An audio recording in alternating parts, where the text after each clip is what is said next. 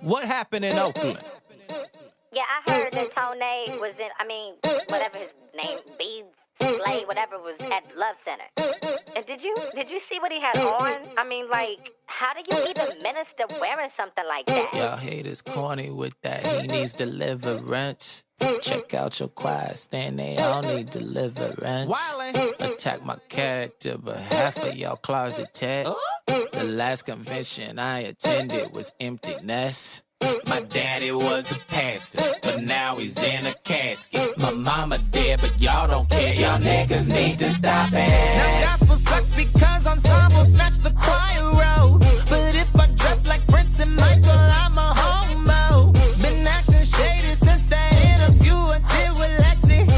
I heard B-Slay was a fag. I became a civilian after so much had happened to me, and I had to step away from everything. So this is my first Sunday morning service in 7 years. I'm still here and I'm on it. And on Facebook they talking. You saying that you hate it, but my DMs say you still want it. I still pray for my haters. See you later, alligator. I'm anointed with my shoulder pads and my snatch waist, and y'all hate it. I threw my hat off. They caught it. Don't act new. I've been on it. I'm B-Slay. Okay. All day. Okay. I'm B-Slay. Okay. All day. Okay. I'm B-Slay. Okay. All day. Okay. I'm B-Slay. Okay. I think it's time we had a real conversation. Cause I slay. I think it's time we had a real conversation. Cause I slay. Switched up your story since the last convocation. Cause I slay. Look in the mirror, have a self-confrontation. I'm told sleeping with the drummer, now she back at the altar. I'm told sleeping with the bass player, now she back at the altar. Pastor's trying to get my number in the lobby right after. You don't know the price that I paid for my box of alabaster. Her make me over on the radio station. You heard make me over on the radio station. I'm the same dude that wrote them tunes, but you discriminating. I snatched them wigs, but you ain't gon' snatch my salvation. I'm still here and I'm on it. And on Facebook they talking. You saying that you hate it, but my DMs say you still want it. I still pray for my haters. See you later, alligator. I'm anointed with my shoulder pads and my snatch waist, and y'all hate it. I threw my hat off. They caught it. Don't act new. I've been on it. I'm B-Slay. Okay. All day. Okay. I'm B-Slay. Okay. All day. Okay. I'm B-Slay. Okay. All day. Okay. I'm B-Slay. Okay. I think it's time we had a real conversation. Cause I slay. I think it's time we had a real conversation. Cause I slay. Switched up your story since the last convocation. Cause I slay. Look in the mirror, have a self-confrontation. Okay, I think it's time we had a real conversation. I think it's time we had a real conversation. I must be that dude if I caused all this conversation. Always stay gracious, leave revenge to the savior. I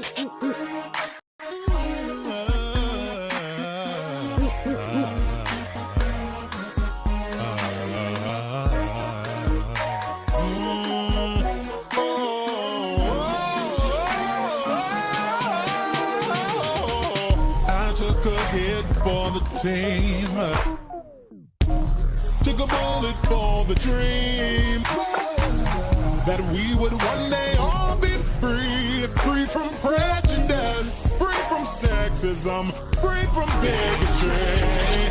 I die for creativity, I die for freedom to be free. I died and left a legacy. Oh, but baby, I'm still live through technology. After the sun,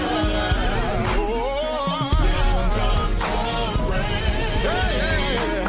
And after the storm, the sun will start shining. Blessings of faith.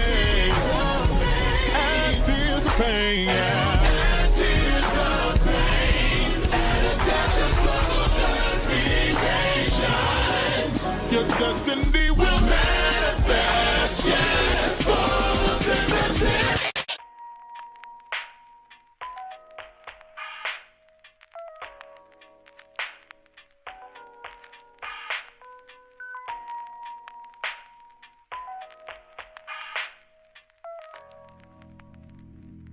You live in a different world.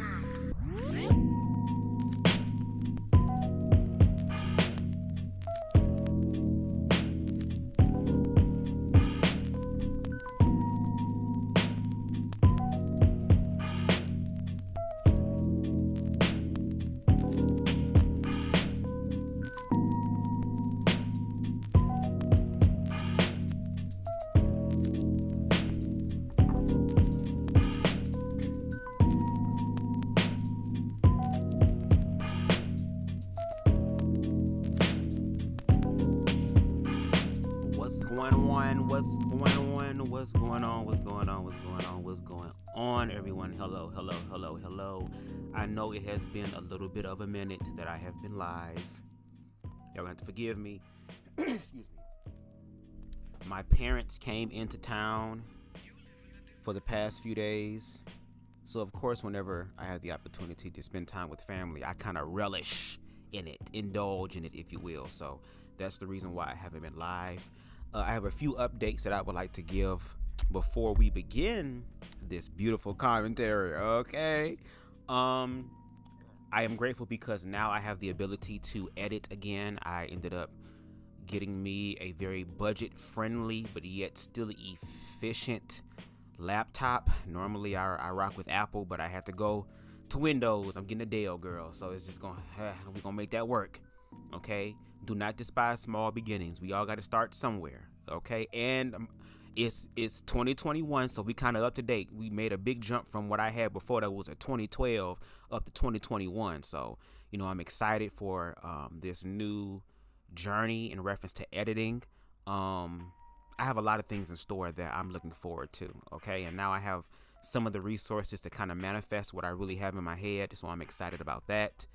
So yeah, we're gonna definitely get it in over here on BubzDaGawd. First of all, let me acknowledge y'all. I already did in the chat, but let me do it audibly. What's going on, Queen Style by Stevie? What's going on, Queen Spicy? We got Joshua in the building. Okay, shout out to you.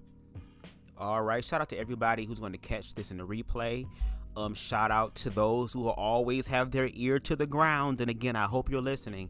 And shout out to the woman of the hour who kind of plays as the conduit for this conversation by the name of Chill Out J, formerly known as Tough Topics Podcast. Now, I'm going to start off and say this, okay, off the rip, okay?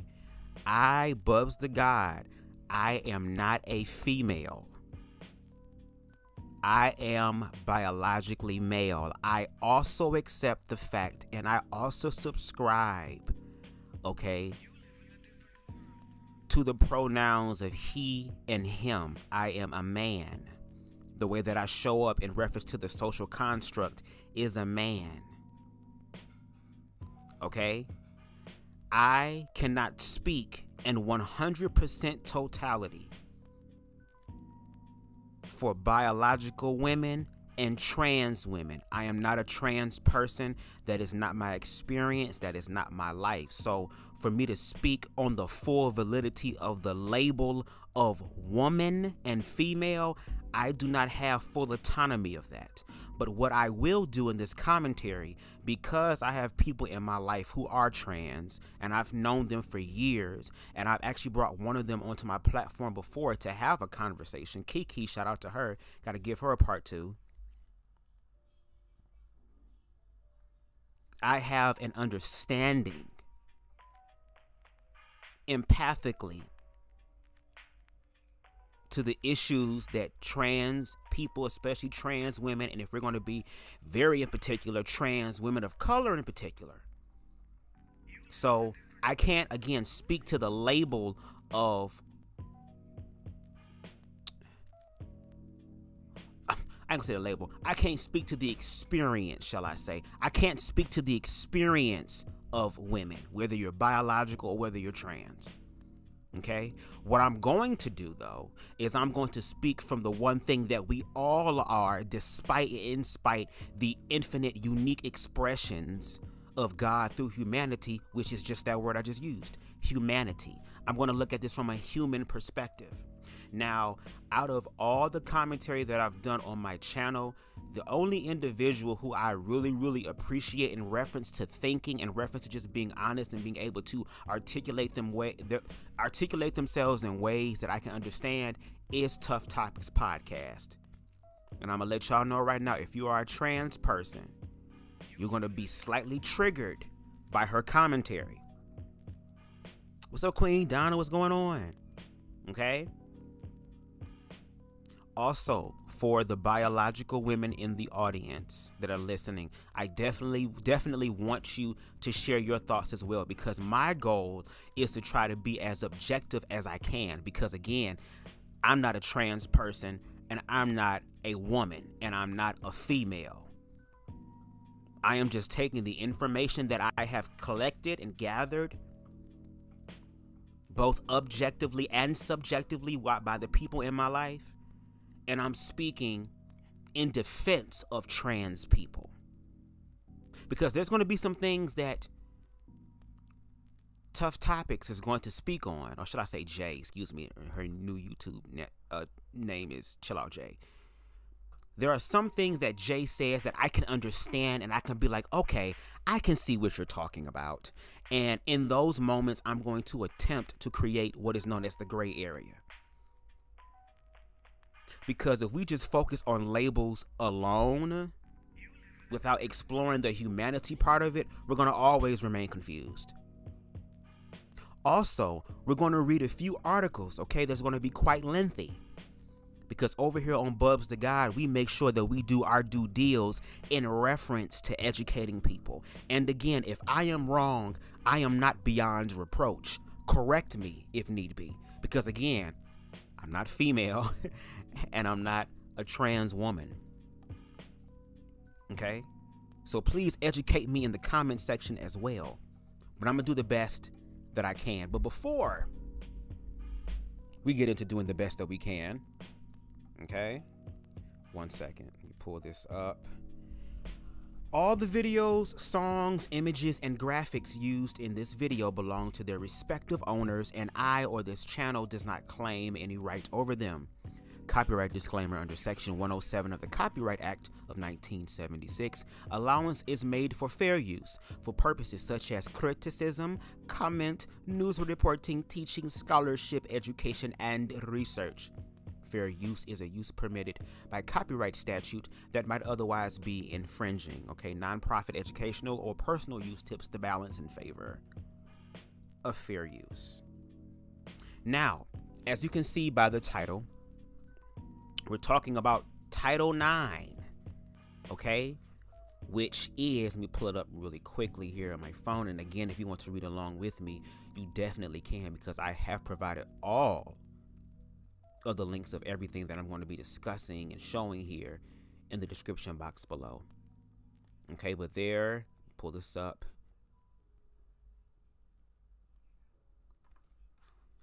Now with Title IX, right? Title IX basically is the regulation on students' eligibility for athletic teams, okay?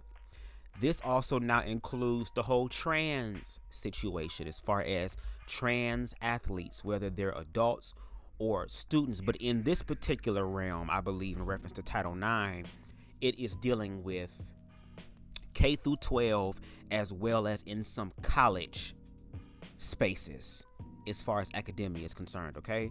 So what we're going to do is, the first thing we're going to read before we dive into Tough Topics perspective, which we're going to have to listen here because I don't know what the hell she be doing to her videos, but I can't download them at all. So we're going to have to nigger rig it, okay? Because when there's a will, there's definitely a way, all right? So we're going to read stuff from the fact sheet from the U.S. Department of Education, okay? It's going to be quite lengthy. So again, make sure you have me playing in the background, okay? There's nothing very visually you're going to have to see. It's more of an audible thing, okay? So before we get into that, let me go ahead and hit my joint one more time take a few sips of water, because for those of you who smoke weed like I do, baby, you need water. Water is your friend, okay? And then we're going to go ahead and get into it. So give me one moment, will you?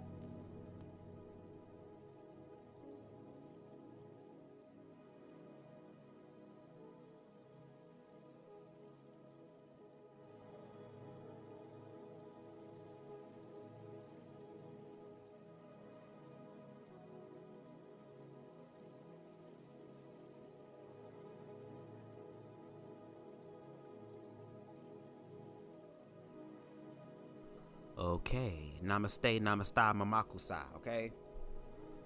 Gotta have my little music in the background. Hopefully y'all be able to hear my voice over the music. Can you please let me know that? Is my audio, my voice a lot louder than the music? Let me know if you can, possibly. Read y'all comments real quick. What y'all saying?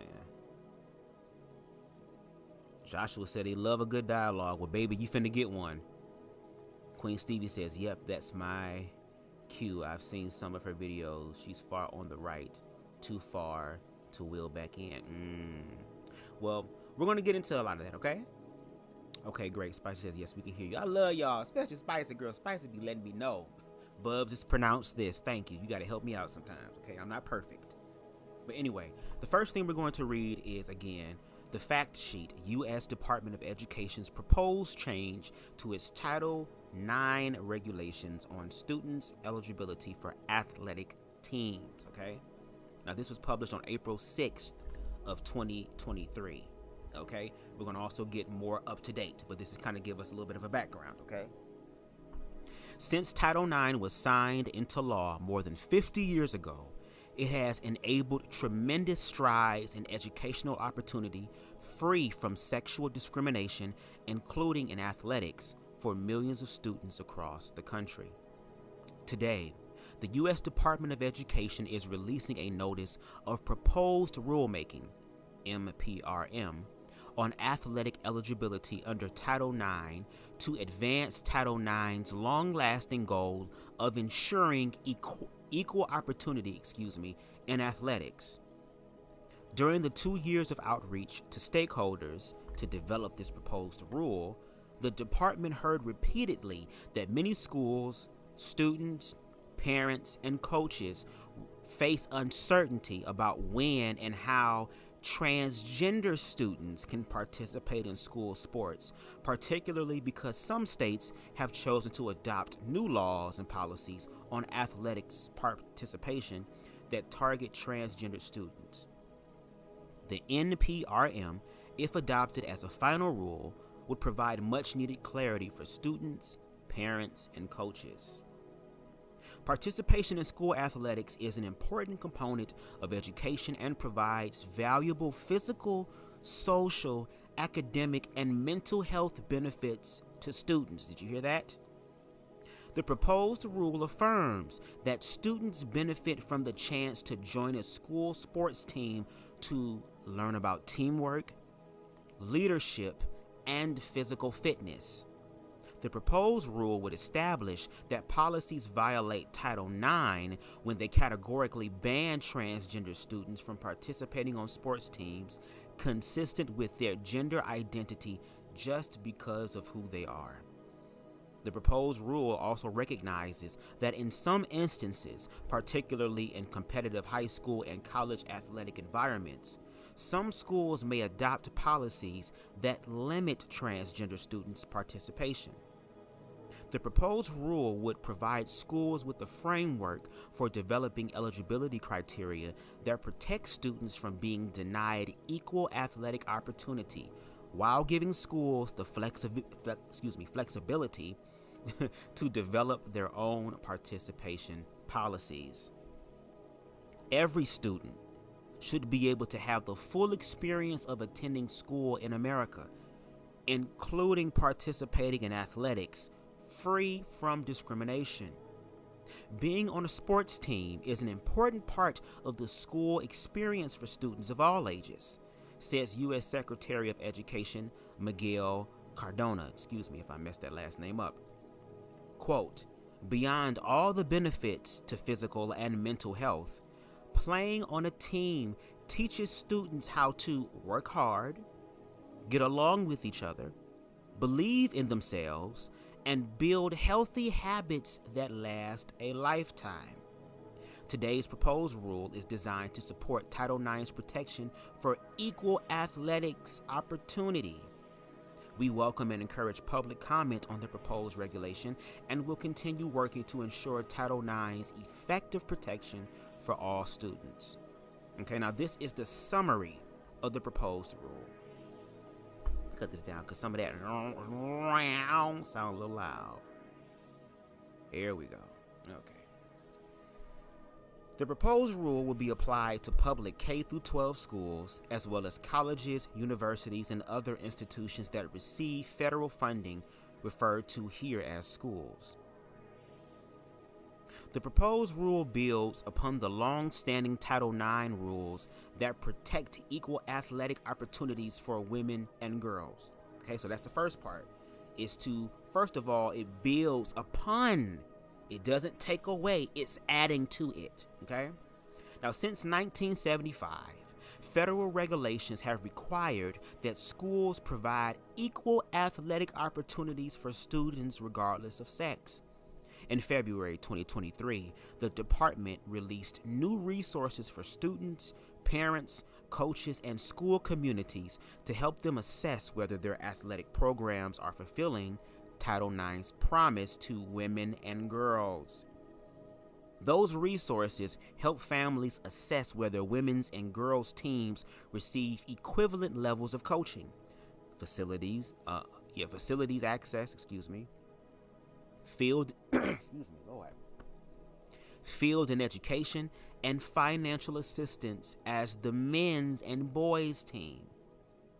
For example, if a high school provides the boys basketball team with a high-quality turf field, right, but requires the girls softball team to play on a poorly maintained grass field without fencing or lighting, the school may be violating Title IX. Nothing in today's proposed rule would change these long-standing requirements that women and girls be afforded equal athletic opportunity, and the proposed rule affirms that schools can offer separate men's and boys and women's and girls sports in certain circumstances. The proposed regulation supports Title IX's non-discrimination requirement, while providing flexibility for schools to achieve important educational objectives through their athletic program. Title IX's non-discrimination requirement serves to ensure that all students have equal opportunity to enjoy the benefits of team sports participation. Participating in school athletics is an important component of education and provides valuable physical, social, academic, and mental health benefits to students. Younger students in particular benefit from the chance to join a team and learn about teamwork, leadership, and physical fitness. Under the proposed regulation, schools would not be permitted to adopt or apply a one-size-fits-all policy that categorically bans trans students from participating on teams consistent with their gender identity. Instead, the department's approach would allow schools flexibility to develop team eligibility criteria that serve important educational objectives, such as ensuring fairness in competition or preventing sports-related injury. These criteria would have to account for the sport, level of competition, and grade or education level to which they apply. These criteria could not be premised or disapprove.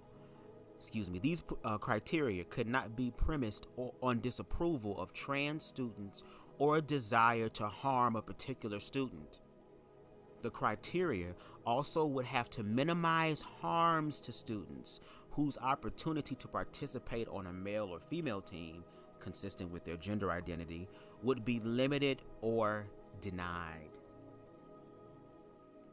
The proposed regulation would recognize that differences in grade and education level of competition, and sports must be taken into account for any eligibility criteria that would restrict trans students from participating on teams consistent with their gender identity. Okay? One-size-fit-all policies that categorically ban trans students from participating in athletics consistent with their gender identity across all sports, age groups, and level of competition would not satisfy the proposed regulation. Such bans fail to account for differences among students across grade and education levels. They also fail to account for different levels of competition, including no-cut teams that let all students participate, and different types of sports. Taking those considerations into account, the department expects that, under its proposed regulation, elementary school students would generally be able to participate on school sports teams consistent with their gender identity, and that it would be particularly difficult for a school to justify excluding students immediately following elementary schools from participating consistent with their gender identity. For older students, especially at the high school and college level, the department expects that sex-related criteria that limit participation of some trans students may not be permitted. In some cases, when they enable the school to achieve an important educational objective, such as fairness in competition, and meet the proposed regulations other requirements. Excuse me, Lord, this text so small.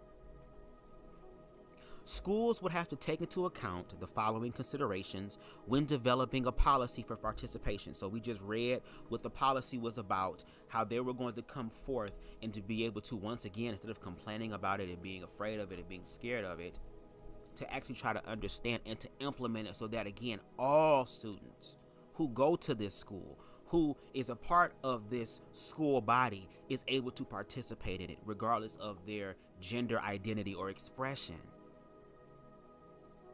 Okay, so we read all of that. So let's look at, again, schools will have to take into account the following considerations, okay? The first one, the proposed regulation recognizes that there are differences among students and school sports teams depending on grade and education level.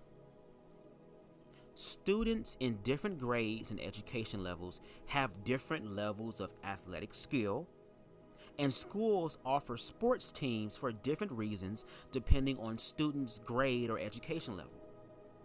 For example, teams for younger students often focus on building teamwork, fitness, and basic skills for students who are just learning about the sport, while a collegiate team would be primarily focused on competitive success. That's one reason why the department expects that, under its proposed regulation, elementary school students would generally be able to participate on school sports teams consistent with their gender identity, where considerations may be different for competitive high school and college teams. Especially for students in early grades, including, for example, those in elementary school, school athletic teams focus on introducing students to new activities and prioritize team sports as an opportunity for students to learn basic skills, again, in physical fitness, leadership, and teamwork. The proposed regulation would recognize that school athletic teams vary in the level of competition they offer. School teams vary widely across the U.S., with some that are very competitive especially for high school and college students with advanced skills, and others such as no-cut teams that allow all students to join and participate. Some schools also offer teams at lower levels of competition, such as intramural, I believe that's how it's pronounced, or junior varsity teams that allow all or most interested students to participate. Sex-related eligibility criteria that restrict students from participating consistent with their gender identity would have to reflect these differences in competition. The proposed regulation would recognize that the types of sports offered vary widely and that sports governing bodies vary in their participation criteria. Sports vary widely in the skills they require, and students vary widely in their talent for particular sports. Recognizing this, the department proposes that schools that seek to restrict students from participating consistent with their gender identity must take into account of the nature of the sports to which the restriction would apply. The department's proposed approach fits with Congress's direction in 1974 that the Title IX regulations include reasonable provisions that consider the nature of particular sports, and it has the numbers down there for you guys to look at. Many sport governing bodies have created participation criteria for their sports, and the National Collegiate Athletic Association, the NCAA, recently adopted a sports-specific approach for eligibility criteria for male and female teams in its college-level competitive leagues. We almost done, y'all.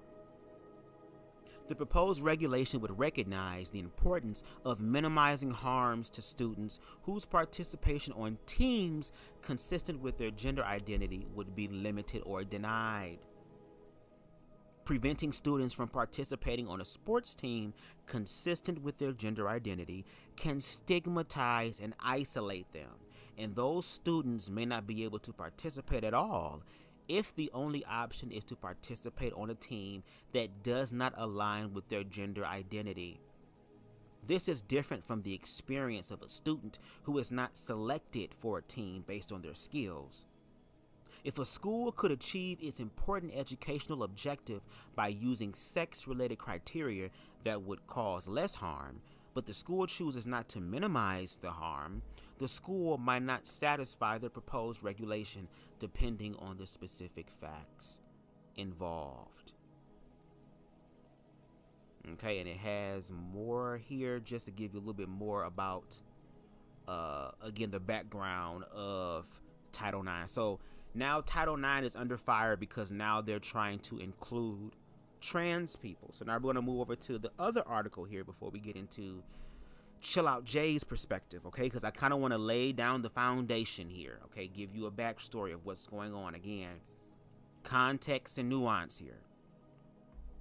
This is from them.us, okay? This was published on April 19th of this year, and it reads, Biden's new Title IX rules add protections for LGBTQ students, but not trans athletes. The new rules officially make harassment and discrimination against LGBTQ plus students a form of sex discrimination. The U.S. Department of Education unveiled a long-awaited overhaul of Title IX anti-discrimination protections on Friday morning, promising to safeguard the rights of LGBTQ plus students and victims of sexual assault. The new regulations will be officially published on April 29th, but a 1,395-page document explaining the changes and the DOE's responses to public comments was published in the Federal Register, earlier Friday morning. When the new rules go into effect on August 1st, educational institutions that receive federal funding will be required to comply with a new standard of what constitutes sex discrimination, which will now officially include discriminatory or harassing behavior towards queer, trans, and intersex people. Trans students' rights to use a gendered facility at school that matches their gender identity will be protected under the rules changes, as well as their right to be addressed by their proper name and pronouns. Protections were also added for students who are pregnant, parenting, or who terminate a pregnancy. The new rules comes as a result of the Biden administration's assertion back in 2021 that sex-based protections under Title IX also cover a person's gender identity and sexual orientation. In 2022, the administration first proposed updated rules reflecting that position, but those changes have since been held up for nearly 2 years, in part due to an injunction from a federal judge which blocked implementation of the updated guideline in 20 states, as well as the over 240,000 public comments received regarding the proposals. Friday's document also struck down Trump-era changes to Title IX under former Secretary of Education Betsy DeVos, which strengthened protections for students accused of sexual assault based on assertions that men were being unjustly presumed guilty. The updated rules roll back those changes, particularly a requirement that sexual assault disputes be resolved in a live hearing with all parties present. Additionally, student athletes who are accused of sexual assault will be allowed to continue playing on their teams during investigations under the 2024 rules, as officials says immediately removing them would create an unfair burden. Quote, students who experience sexual violence or discrimination shouldn't have to weigh our safety against our ability to go to class or participate in campus life, said Emily Bach, a New York college student and organizer with the campaign Know Your Nine, in an emailed statement Friday. Quote, the Biden administration's updated Title IX rule will make sure that students who experience harm can come forward and seek support without jeopardizing our ability to graduate on time or get a degree. The new rules still do not include a proposal by the Biden administration which would have established similar non-discrimination protections for trans student athletes, meaning that schools will still be allowed to ban trans girls and boys from sports teams that are divided based on sex assigned at birth. That rule is expected to be on hold until after the U.S. general election in November, as administration officials revealed last month, because the issue is, quote, too much of a hot topic, end quote, as one anonymous official told the Washington Post, and could further jeopardize Biden's chances against his presumptive challenger, Donald Trump. A recent study funded by the International Olympic Committee found evidence that trans women athletes face several significant disadvantages rather than overwhelming advantages when competing against cisgendered women. Biden has come under fire over the course of his first term as president for talking a big game about trans rights, but ultimately failing to deliver impactful results. Biden will delay updating trans student athlete rules because it's too controversial. Though LGBTQ+ and assault survivor advocates generally praised the rule changes, some also expressed dismay that the Biden administration did not fight harder to enact tougher regulations. Quote, all right, thank you. As we celebrate this milestone, we recognize that this regulation does not go far enough in making the law's protections clear for all student athletes, wrote representatives from the National Women's Law Center and 22 other advocacy groups in a joint statement on Friday, noting that 30% of trans, non-binary, and intersex young people live in states where they are forbidden from joining sports leagues that match their gender identity. Quote, we call on President Biden and his administration to finish the job by providing further clarification for inclusive protections in athletics, and robustly enforcing Title IX to ensure all students, including trans, non-binary, and intersex student athletes, realize the law's full protections, the joint statement continued, because all students deserve the freedom to be themselves, to learn and how to learn and do their best at school. Lord Jesus. Okay?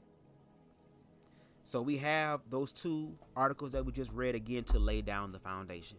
Now what we're going to do is we're going to get into Chill Out Jay's perspective. And again, for some of the individuals who are listening that are trans, non-binary, or intersex, you might be triggered by what she's going to say.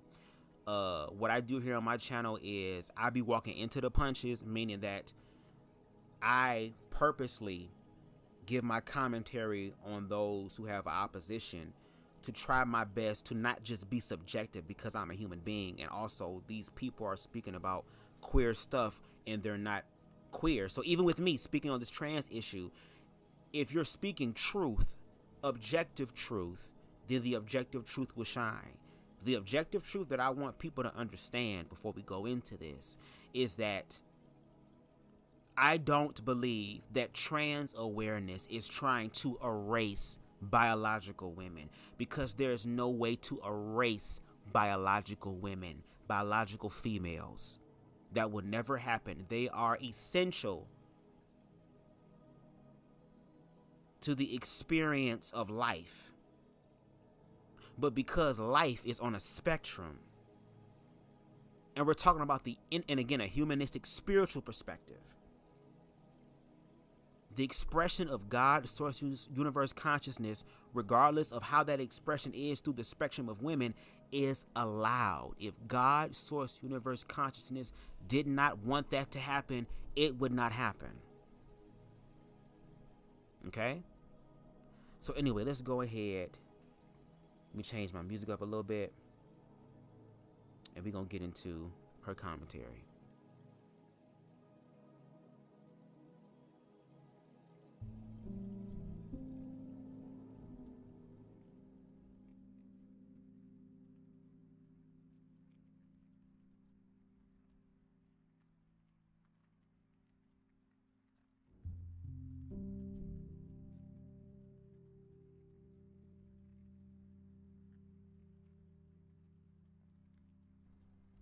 Since it's not breaking news anymore, it was kind of more talked about yesterday. But can y'all hear? Joe Biden can y'all hear? Administration are of course now. Let me know if y'all can hear. Did y'all hear her? Let me back it up some, just so y'all can make sure y'all can hear. Okay. Again, copyright disclaimer under Section 107. Don't try to sue me, because if you sue me, you will just be practicing. I did this video kind of yesterday. Ain't really no kind. I did this video yesterday, but my laptop was doing the world's most annoying thing, and it kept exhaling. And I have my phone set on top of the laptop, and it was making a lot of noise. And I could have just let it ride, but I was like, I'm not gonna subject people to this. This is terrible. So anyway, this is a redo of. And no shade. I was waiting for her to go live. I was sitting there in her live. I had her live on my TV. Or whatever, because no shade. Again, shout out to Queen Style by Stevie. She continues to keep me in the loop in reference to like the trans news and all that, and she sent me about the Title IX, and I was trying to figure out how I was going to go about bringing this live to you guys. But then all of a sudden, spirit works in strange ways. Ended up Chill Out Jay said she was going to speak on that. I said, okay, well, great. There's a springboard for me to be able to help bring this in more cohesively. And I'm kind of glad that she went live today as opposed to yesterday, because I was tired. So, again, we're going to get into this, all right? And one more time, tough topics. There's no bad blood. I don't have anything against you.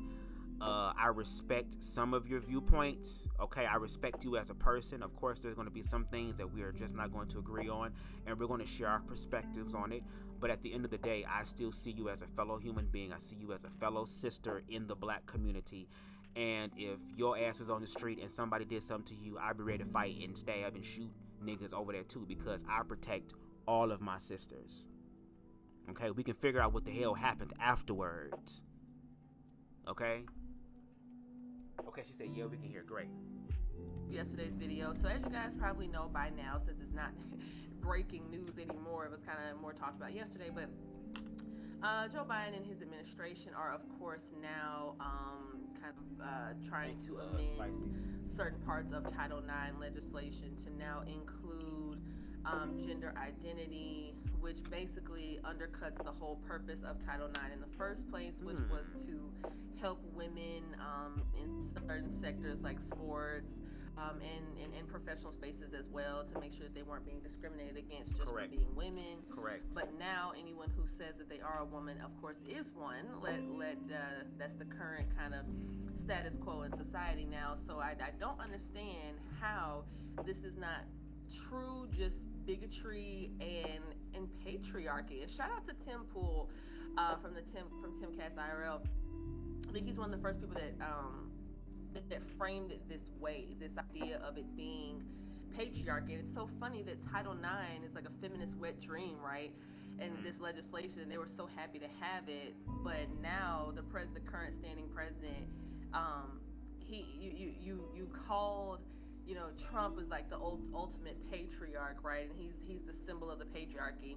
But what did he do during his tenure that was detrimental to women in any way?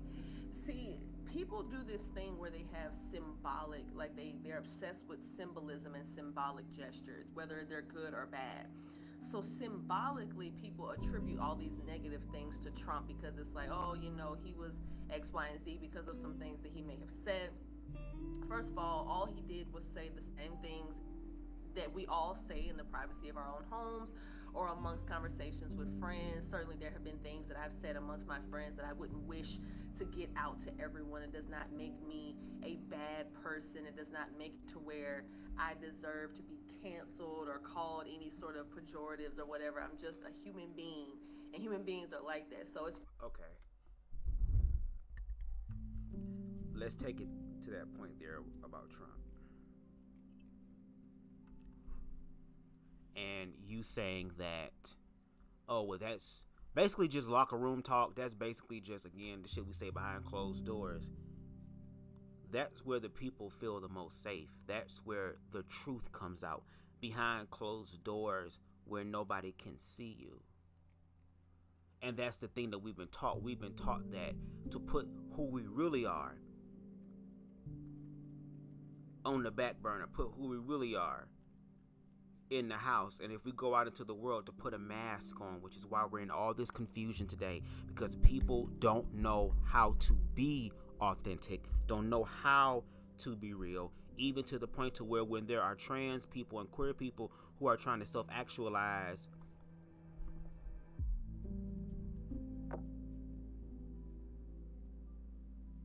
they trying to figure it out because heterosexuality has not figured it out.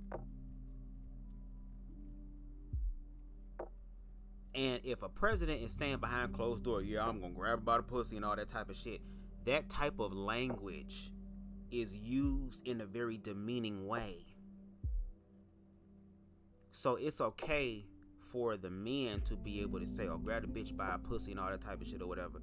But then when women decide that they want to grab their own pussy, and they get to choose and decide who else they want to grab their pussy, all of a sudden now they're whores and harlots and Jezebels and succubuses and stuff.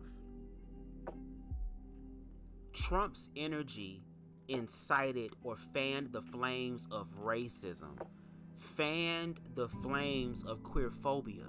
We literally have stats. If you go back to some of my older content, I've done some of the homework for y'all.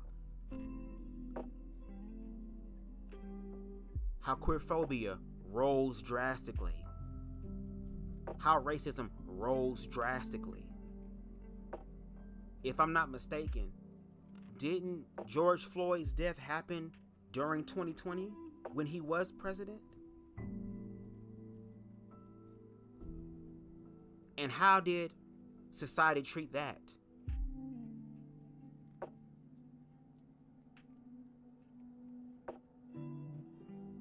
And again, if we're going to be fair and equal across the board, somebody who's trying to be a leader, if anything, needs to be held more accountable. And I'm not going to hold you. Joe Biden ass is not a good choice either. I am so sick and tired of this. The lesser of two evils. There's evil in the house, people, that is messing all of us up. Let's continue. Funny that, Trump was this big bad boogeyman of women, but it's actually Biden who, during his time being president, has now basically undercut the very meaning of what it even is to be a woman. So whatever rights and privileges or whatever else you thought you had as women before, they are completely gone, and they are not going to come back until another president. Okay, well, according to what I read from the U.S. Department of Education, and unless you have some other form of information that I'm not privy of, all that regulation, which is still held up, by the way,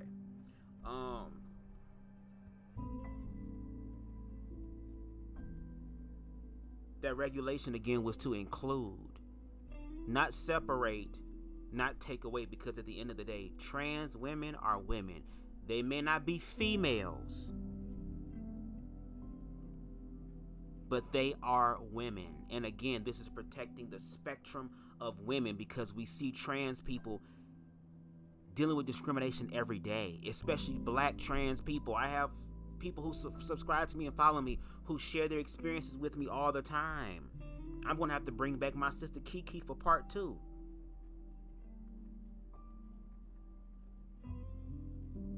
Let's continue.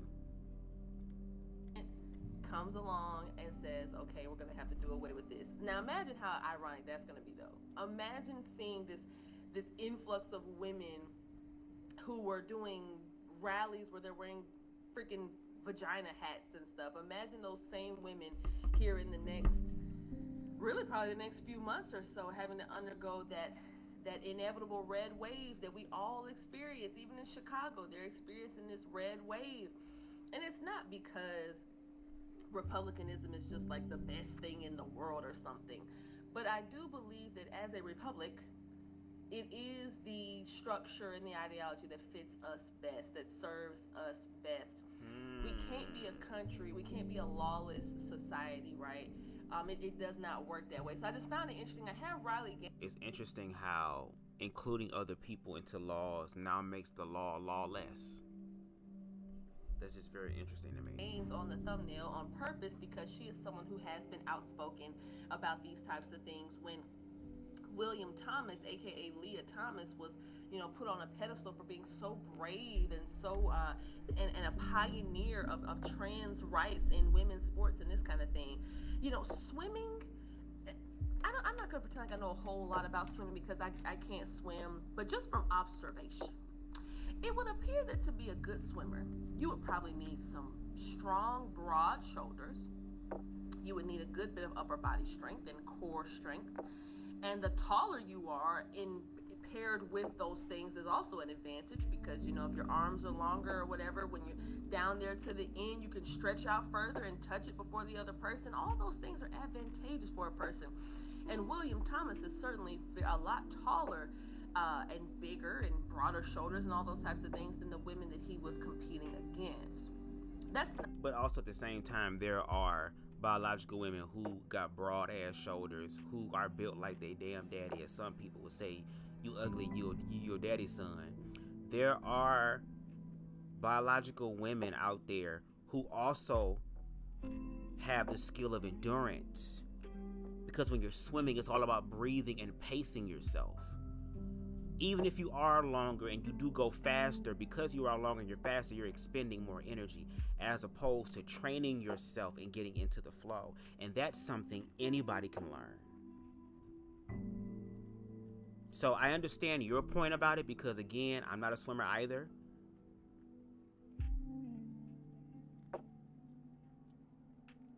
But again, we're on a spectrum here.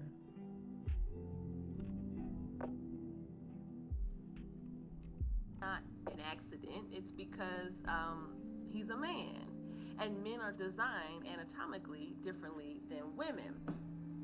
So essentially, I thank people like Riley Gaines for having the courage to stand up about these things at a time where it's not popular. It's not popular to talk about how unfair this is. It's not popular to walk out to forfeit a competition and say, no, I'm not competing against a guy. I'm not swimming against a guy. Sorry, not doing it. And so thank God for people like And no shade. If you don't want to swim against what you would consider that, then by all means, you don't have to. That's fine. Be grateful, because there are people in the world who will do what you won't do. Do you see how God works? You ain't got to do it if you don't want to. And I also feel like if that person doesn't want to do that, I don't think we should demonize that person for saying that, oh, well, you don't want to. Move your ass out the way so I can get real competition. Somebody who gonna really be in the situation. Because just like they said, when we get to higher levels of education, now it's about competition. And if your ass feel like you too weak to go against me, then move the hell out the way so I can find somebody else. And also by looking in reference to observation when we speak about females. Females are the ones that have to go through the menstrual cycle and cramps, which are very painful and uncomfortable, and I can only imagine what the hell childbirth is like. So these individuals know and have a high threshold for pain. And then you have people in these situations, especially when you get into like fighting and more combative type of things, who are getting in the ring expecting to whoop somebody's ass or get their ass beat.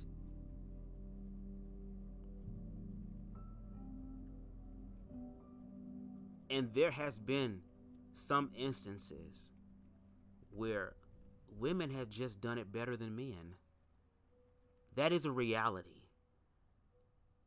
And it's a fear-based reality for a lot of men, because again, if a woman overshadows them, what does that say about me as a man? Let's take it down a little bit more personal. When a gay man, especially a feminine gay man, ends up being the winner or the dominant one over heterosexual men, how do they feel? So again, all this stuff has spectrums to it. I'm grateful for Tough Topic sharing her perspective, but her perspective is not the only one, just like mine isn't the only one. I'm at this point where I'd rather people get on their damn microphones and start speaking their truth, because once people start telling their truth and stop playing and stop putting a mask on and being politically correct, we'll start to see people and see things for what they really are. Then we can move forward accordingly. like her. But Joe Biden, once again, I just find it so interesting. These people are getting. Can y'all still hear me? Is the audio still good? You voted for a doddering old fool who is, if anyone is racist, if anyone is sexist, if anyone is a creep, if anyone is these things that you guys purported the other guy to be, it would be Joe Biden. But your biases, I should say, prevented you from being able to see it. And I'm sorry, maybe... So what prevented you to see... Because if we're going to use that example of Joe Biden being a creep and being weird and just all the other type of stuff that he... to women or whatever, and you basically had this other president who sat up here and said, yeah, grab the bitch by the pussy. But you're not talking about there's a bias there? And at this point, if your ass is over the age of fucking 50 or you 60 years old, your ass needs to retire from politics and allow younger people to be in those positions of power, because they're the ones who are going to inherit whatever the hell y'all leave for them. So yes, I ain't gonna hold you. For people that are on the Supreme Court, and I ain't trying to be an ageism girl, but the era is moving on. You gotta move on, baby. Okay? No shade. Life stops for nobody. Get some of these old ass fossil fuel 10 minutes younger than dirt ass people that's in Congress and in these positions of power who be having power naps while they giving speeches and shit and been falling and shit. Go sit down somewhere. Let's get you a hover round, girl. Let's get the AARP in contact, bitch. Let's get you a little spending card you get every month, girl, to go early in the morning to Dollar Tree to get your essentials. Let's get all that shit together. Younger people need to be in positions of power. The ones who are going to be the adults need to be the ones in power. And pretty soon, Tough Topic is going to really get into some conspiracy theory stuff, and that's where I liked her, especially in reference to her thinking, because I'm like, okay, now we can get to the bigger issues. We be so caught up on this shit that we don't even see the bigger issues. And that's why I want to have conversations with people who think differently than me, who also see the bigger issues. Because the bigger issues is saying that regardless of you're a Republican or a Democrat, again, it's the same wings on the same fucking American eagle, who is flying high looking over those below and trying to figure out what the next or who the next victims are going to be. And I even told queer people, baby, queerness gonna be on this ballot, but you know what the gag gonna be too? Blackness gonna be on the ballot, boo. Every aspect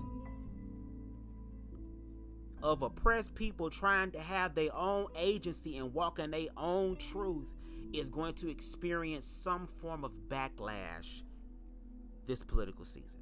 Whether certain things happen where certain people are president that bring forth certain outcomes, or if it's not. And you're going to hear some of that come out in some of Jay's commentary. No shade. Again, we're keeping it objective. Well, a balance of objective and subjective. No shade. And again, please make sure y'all hit that like button. I'm about to say like video. Lord. Like video. Okay? Appreciate it. It makes me a jerk, but I find it funny. I find it so funny that these people are getting exactly what they asked for and they don't even know how to handle it. I watched one of those, people do the little street videos where they go and interview random people on the streets. I watched this guy, and he asked this girl, he was like, hey, have you heard that Donald Trump is looking to try to get Joe Biden indicted on these random charges that, don't even really exist, and da-da-da-da. And she was like, oh my gosh, see, that's so dangerous. Like, that's setting such a dangerous precedence for, like, how to handle political opponents. And it does not shock me that he would do something like that. So, of course, the irony is that that's not true. That's actually what's happening to Donald Trump right now at the hands of the Biden administration. Of course, they're not going to outright say that it's them doing it. But let's be honest. We all know that where the strings are being pulled from. And so, he was like, well, yeah, actually, Ollie, no, I got it mixed up. It's actually Biden doing that to Trump. And she was like, oh, well, I mean, if the charges are substantial enough to explore, she had some little rebuttal. It's like, girl, you've already been caught. You've already been caught just like all these other people. You guys have no factual basis for your arguments. You're just emotionally led and inclined. And it is what happens when you have a society that is overwrought with feminine energy. Feminine energy is beautiful and it's divine and it has its place, but there cannot be an abundance of it. Just like with anything, too much of something is a bad thing. Even too much of a good thing can be a bad thing. Feminine energy in its place and in its context is great.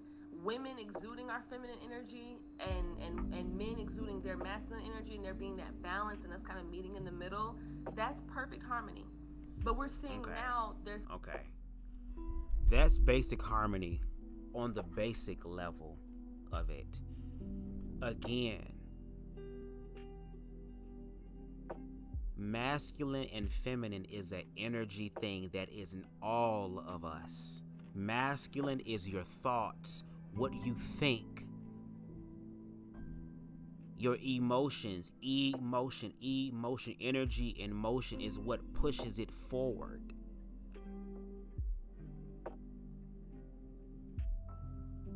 And then when we hear about the context of what that means when you talk about masculine and feminine energy expressing itself, it's always in the realm of the physical only between man and woman. Or what does that look like?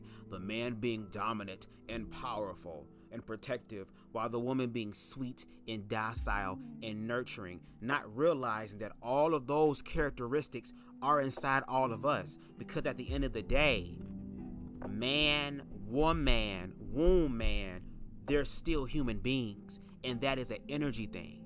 The problem is this society tries to categorize it and say, in order for you to be a man, you have to do this. In order for you to be a woman, you have to do this. Even when there are heterosexual biological people who don't even fit into those narratives, who struggle.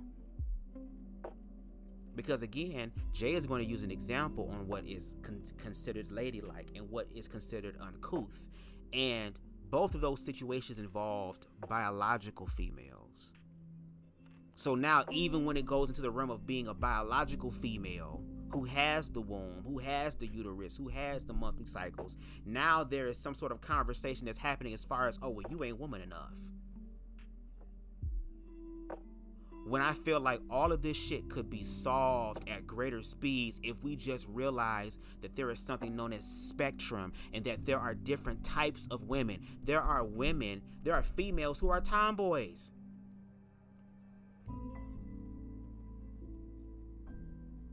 There are women who like to get down and dirty in the mud. Hell, there are female bodybuilders. It's the process of telling people, oh, you can't do that because you're a woman or because you're a female.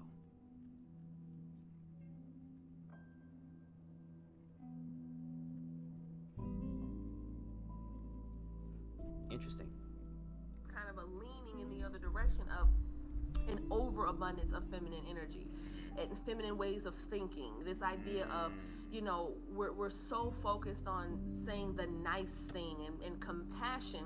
And compassion, of course, has a place in society, but it cannot be the end all be all. We can't base legislation on compassion. We can't base, you know, curriculum and all these types of things that are being affected on compassion. Not to mention what people are deeming compassion today is hardly that at all.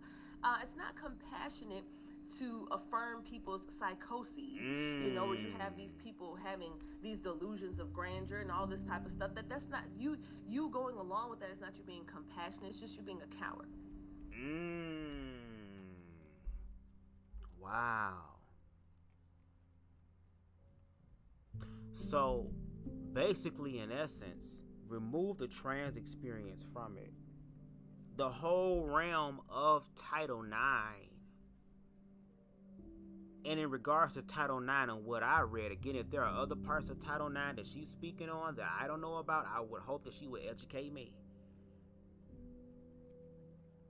But again, looking at the history of it from the website we read from, a government-funded private website, basically Title IX is nothing but some sort of empathetic, compassionate way of, again, including other people. You have to be compassionate and empathetic to include others.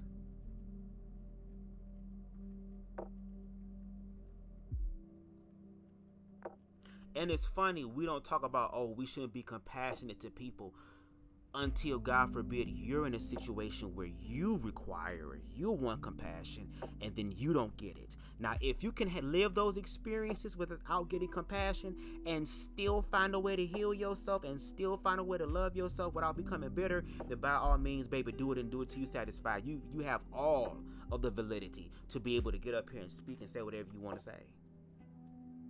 But that compassion is important. And it's not just the fact of, oh, whether these kids can play in sports or not, or trans, it's the fact of the treatment of trans people. Because another non-binary person unfortunately lost their life that we're going to get into later on in this commentary. So, and this is a youth. So again, youth is dying.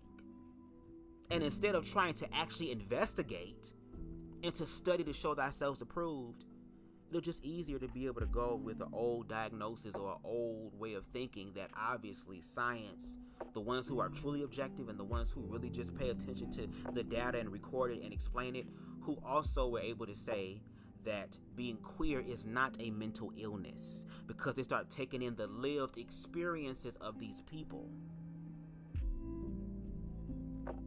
And the only reason why these people were suffering with depression and all this other type of stuff was the way that they were treated, and or if they have loving and affirming family, the fear of how they're going to be treated by society. I would love to believe that people don't give a fuck about trans people and queer people. I want that to be the reality, where we can all coexist peacefully instead of being tolerated. Because again, queer people have been tolerated, and now that the queer people are getting rights and protections, it means that you have to be more and more tolerant of us. And toleration is just a form of coping with the shit until you get to the breaking point. And unfortunately, a lot of people know what the breaking point looks like. It's just you being too much of a coward to say, hey, this is dumb. Or maybe you won't say this is dumb to them, but maybe in your mind you're thinking about it. To just say, no, this doesn't make any sense. But that's not real compassion. Is the point I'm making there. Ooh. So anyway, you know, you people who are watching right now, under the sound of my voice, you thinking that you're gonna vote for Joe Biden and because, you know, orange bad man, you know, oh, there's no way we can. Like, I saw this video of Jennifer Lewis, which, first of all, if you're an old person, stop using so much profanity. There is nothing more cringe than old people cussing. I hate that. Well, I guess I'm gonna be one cringy ass nigga then. I hate that so much. I don't know why I hate that, but I hate that so much. Like, my grandmother was so, I mean, she's still alive, but I'm just saying, like, even just... This the part, listen. Throughout my entire life, she's always been so demure and, like, just... And she's never used, like, profane language around me and this kind of thing because she's a Southern belle and she's a lady. But here comes Jennifer Lewis. If y'all mother effers vote for Trump, you're some dumb bees. It's like, ew. Girl, what are you, like, 70? Like, knock it off. And first of all, explain why. Did you hear that example?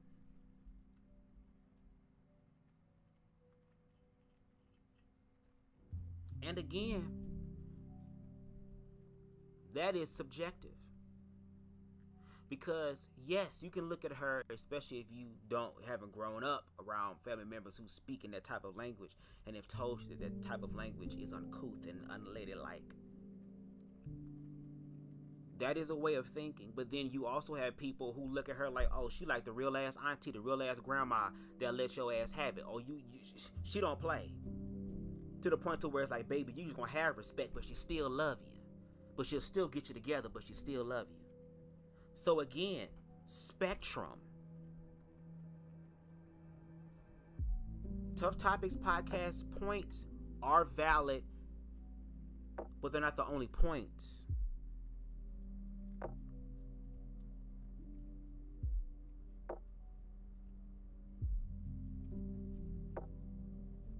Because again, when you acquire higher information, you talk to these people, not generalize them, not victimize them, but actually try to be empathetic and compassionate. You start to learn stuff. And if we're going to talk about compassion, I gotta believe that she's also a person who believes in faith, if I'm not mistaken. I could be wrong, but Christ was nothing but compassionate. I'm trying to understand that here.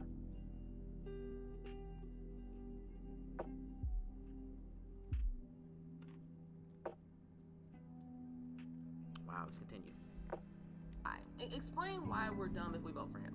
And explain why you're not dumb if you vote for him. Just tell me. The next person that says, if you say you're voting for Donald Trump and they give you that face, you know the face, the Donald Trump, that face, ask them where that face is coming from. Ask them what specific policy, what specific kind of vision and direction that he had for the country, and when we were existing under his presidency, what specifically don't you like? Tell me. I don't like the fact that he fanned the flames of racism. I don't like the fact that he was not checking racist ass people. I don't like the fact that he basically looks as women as property. I mean, look at his wife. Look at what he did to his children and all the pictures about him. I don't like the fact that this motherfucker trying to lead the country, but meanwhile, your ass is over here doing tax evasion. So eventually, I'm tired of people who are not qualified to run a fucking country running a fucking country. And that goes for both Donald Trump and Joe Biden's ass. The only old motherfucker that I would think of that would be great as a president is what's his name? Y'all know I'm talking about Bernie Sanders.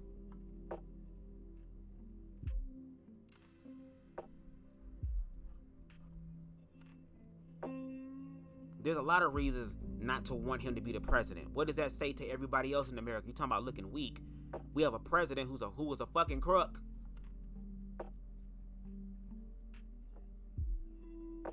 And the fact that now accountability is coming towards the people who were oppressing these people, exploiting these people, projecting all their shit onto these people.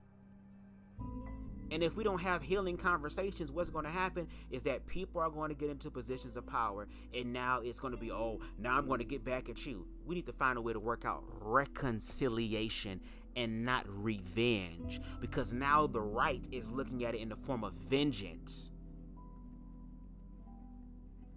not reconciliation, not trying to make things really right for everybody. But now we can't say how we feel about you and use our religious freedoms, but meanwhile can't cure a cold.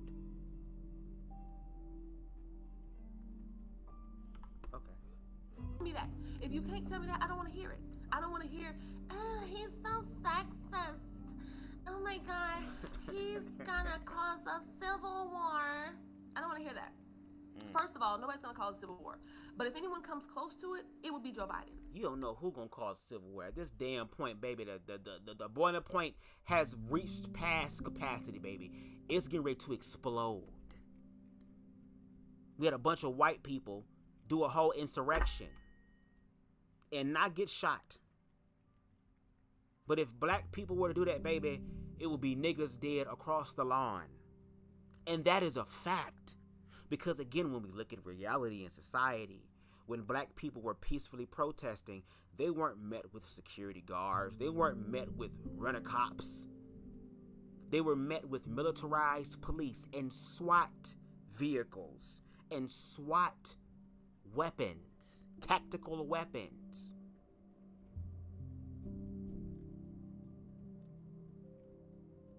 And the people who stormed on the Capitol were people who supported Trump.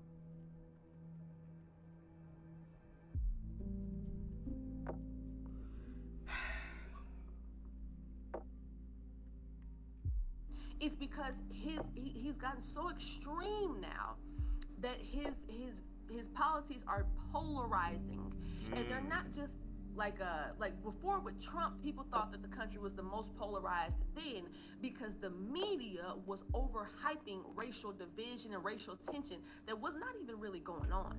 But under this current administration, there is actual legislation being passed that is really polarizing the country because we're going from things like, okay, hey, before we had enough sense to know, 10-year-olds should not be reading books about explicit sexual practices, and you should not be telling little kids that just because they feel a little uncomfortable in their body, that must inherently mean that they're, like, all those types of things were just common sense to say 5 minutes ago. So when you try to take basic common sense and comfortable, logical things for people to say, and you now make those things, you kind of prohibit people from saying them. I watched this school board meeting. You guys may have seen it. It was a black pastor who is a father of a child of that school system, and he was reading one of the books that's in their school library. And not only is the book in the library, but the little label on the book, presumably because of how he phrased it, I didn't actually see it, but how he was talking about it, it seems as though the book must actually say that it is for kids like 10 and under or something like that. The book actually has pictures depicting homosexual woman-on-woman, man-on-man sex. Like literally, like shows two women scissoring. The book is called This is Normal or something like that, or This is Totally Normal or something like that. The name of the book is entitled It's Perfectly Normal. And again, y'all can click on the link down below to be able to look at the Amazon link. Now, while she was talking, I decided to go ahead and Google it again because she is speaking about how this book is speaking about sexual acts, showing pictures of two men and two women engaging in queer sex, and that is the issue and the problem. But when I did my research, baby, I can't wait to get paid for this shit, baby. It's Perfectly Normal. Okay, first of all, It's Perfectly Normal, which is a children's book written by Robbie Harris and illustrated by Michael Emberley. Okay, the purpose of the book is to inform pre-adolescent children about puberty and exploring different definitions of sex. It was first published in 1994, 3 years after my birth, by Candlewick Press, and has been updated several times with new information. Okay, so this book has been out since 1994.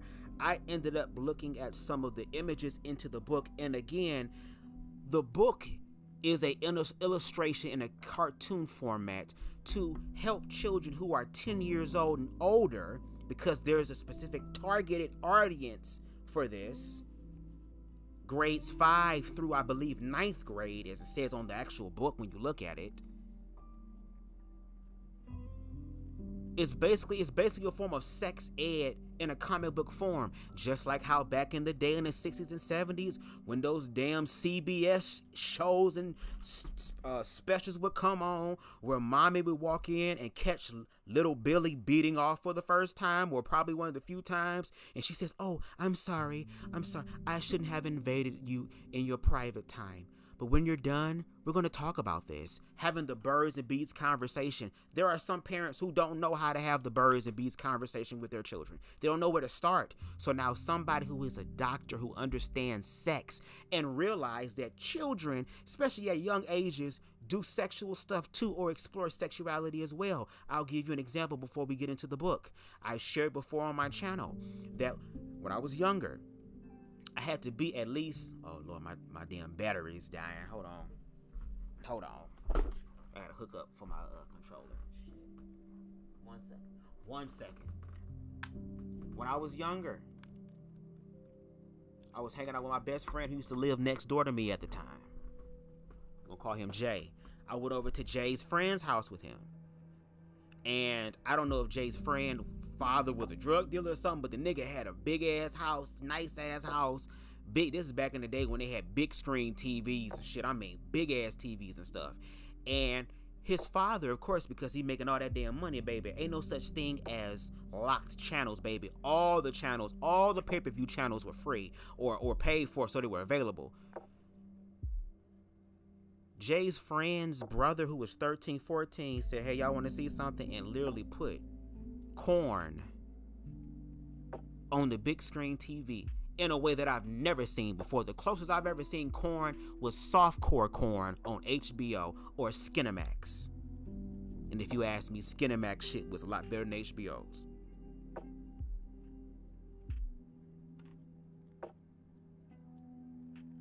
And especially in today's world where there are children who have a supercomputer in their fucking hand, who know how to bypass things, children who are going to be smarter than you, because every generation should be smarter than you, who are understanding and exploring sex at a young age. Hell, we have a whole boy named Lil RT who is 8, almost 9 years old, talking about shooting niggas and skeeting down women's throats at 9. I don't even think the nigga's testicles dropped yet for him to even be feeling that way.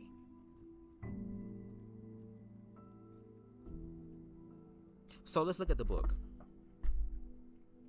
Okay? It's called It's Perfectly Normal: Changing Bodies, Growing Up, Sex and Sexual Health. Okay, let me go ahead and read down here the description. Now, this is an updated 15th anniversary edition, okay, of the definitive books on kids' sexual health brings this trusted resource into the 21st century. So again, this book is in its 15th edition. I mean, there were 14 books after this that literally did the exact same thing as far as illustrating sex to pre-adolescent children.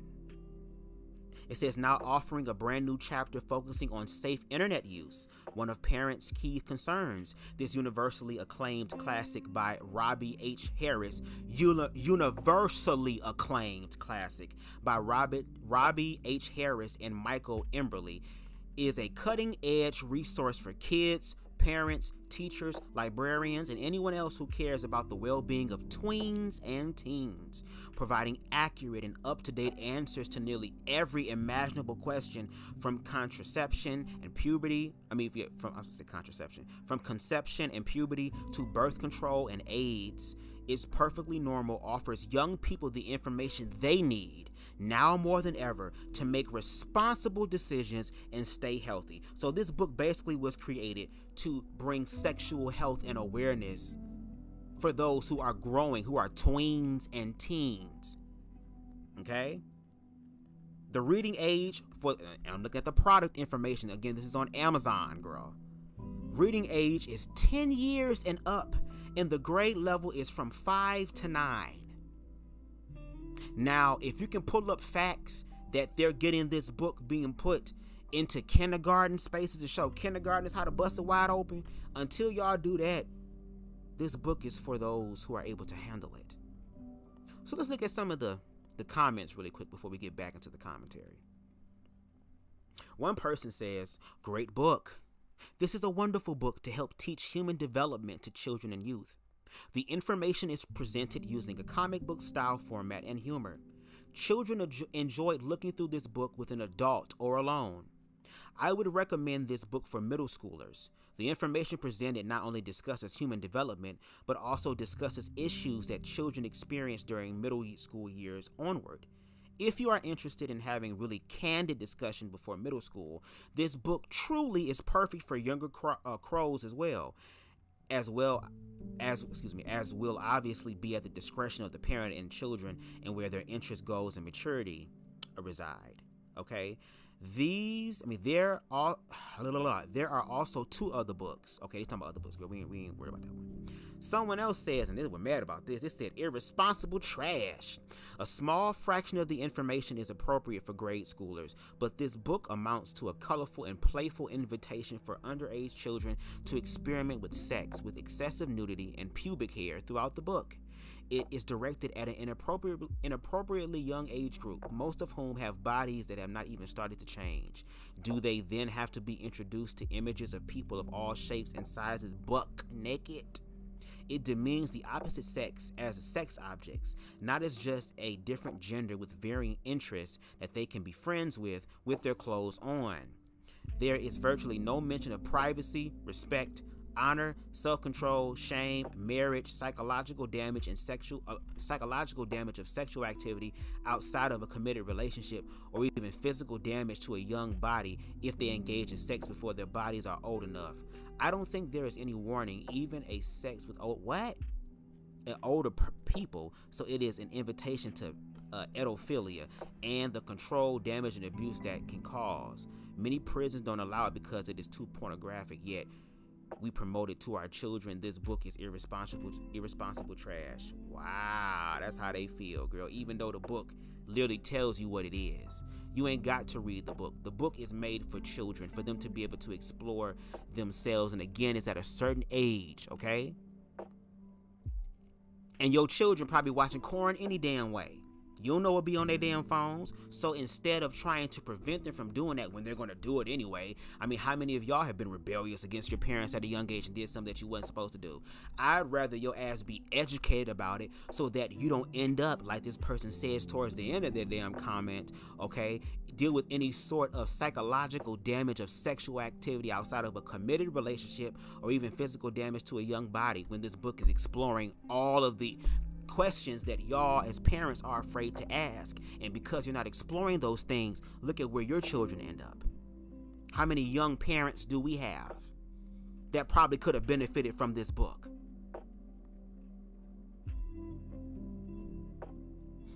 I'm gonna do one more. Another one says, great. I read all the reviews on Amazon, among others. I decided to get the book to read with my 10-year-old daughter. It does have cartoon graphics to illustrate each chapter, but there is nothing sexy about those. You can find them online if you search. It does discuss homosexuality, because again, that is inclusive. Heterosexual people aren't the only people that's fucking, baby, that's trying to have sex. And let's not act like everybody out here having sex because they trying to be like goddamn Jodeci. So you're having my baby. Ain't nobody saying that. Look at Maury. Ain't nobody saying that. Everybody out here, the majority of people out here having sex because of many different reasons. Because it feels good. Because they're releasing stress. Now, I feel like there are healthier ways of having sex where both parties can get what the hell they want and respect each other. But at the basis of it, people have sex because it feels good with themselves or with other people. So it speaks about homosexuality, birth control, abortion, as well as menstruation, puberty, etc. Everything. Again, they're already having these conversations and already bringing up these things that you're afraid to talk about with your children. So, this is a very personal decision, but I decided that a book this thorough would be the perfect guide to use with my kid. Because again, she's the parent, My kid, let me do what I want with my kid. Okay, then, well, she's doing what she wants with her kid. Because next year, she will go into 5th grade, and they will start teaching a class on a watered-down version of these topics. So she already going into a place where they're already preparing curriculum for them, just like a lot of people had sex ed when they was younger, but in a watered-down way. So she kind of already ahead of the curve here. Also, she is already hearing random stuff at school and after school because, again, you ain't the only person that go to that school. Okay? And whether it's public or private, a lot of the children look at it. If we would gag at how many pastors' kids, how many principal kids, how many people in these esteemed places of power and reserve and honor and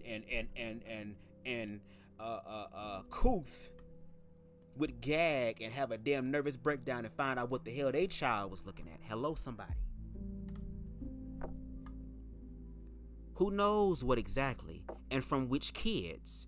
So I decided that I'd rather go through all these topics with my daughter before she learns, quote unquote, the truth from someone else. Plus, when will I talk to her? When she is past puberty and too embarrassed to talk? Now is a good time. She still listens to me. Okay? Oh, she got kind of a lengthy. Let's read the whole thing. So I sat down with my daughter and explained why I got this book. I told her it's highly controversial because people have different beliefs. I said we should not talk about this at school, but the reason I'm going through it with her is because I know she will hear bits and pieces out of there, and I don't want her to feel confusion, embarrassment, or fear. I want her to feel like she can come to me anytime, and I will listen and help guide her. She was happy that we would talk and had lots of questions as we approached each chapter. I did not hand over the book. I kept the book and explained that it's not for her friends to see. Their parents can decide how to educate their kids. We need to respect each other. I acted naturally through this conversation. So approaching controversial topics may seem tough, but we are still going through it. And it's amazing how many questions she has and how open and comfortable she felt. For instance, homosexuality. We read the chapter and then I asked her what she thought before I spoke. I explained to her our beliefs as a family and we talked a little about politics and religion. She is 10, so I kept it light. Whether I said homosexuality is wrong or right is not the point here. The point is that this is an opportunity to sit down and discuss it with my kid. By reading the book, we are not saying go do it.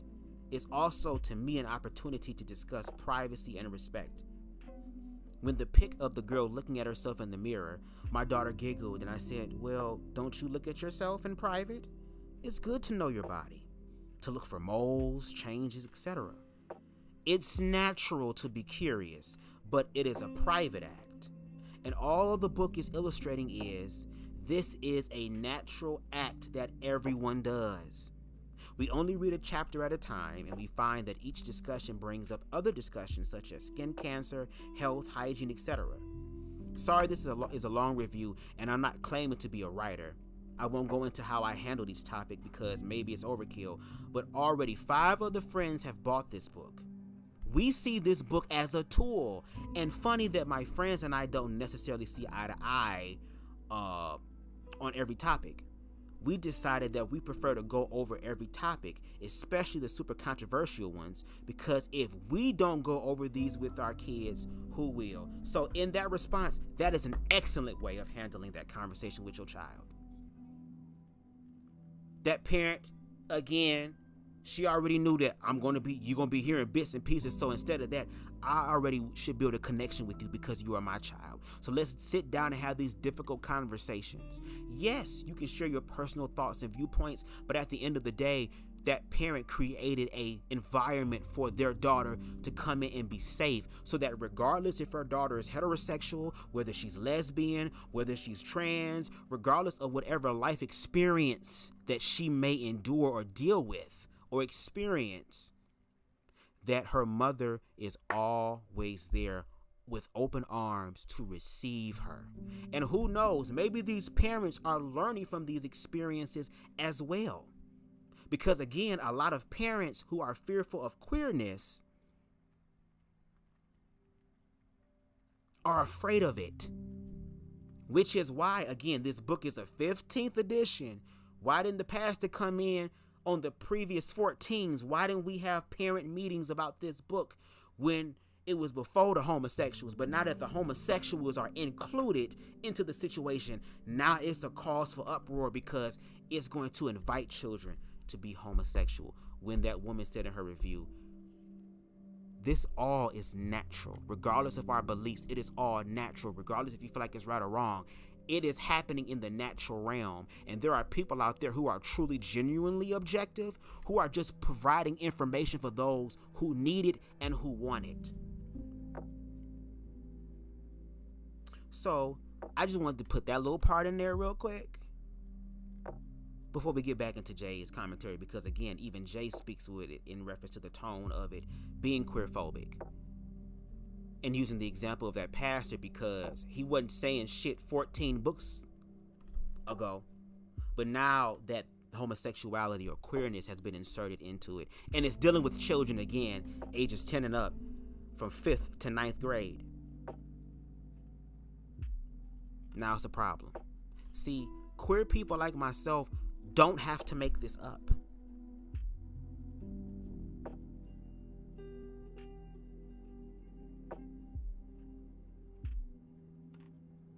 In the words of Funky Dineva, we keep winning, quote unquote winning, because y'all keep losing.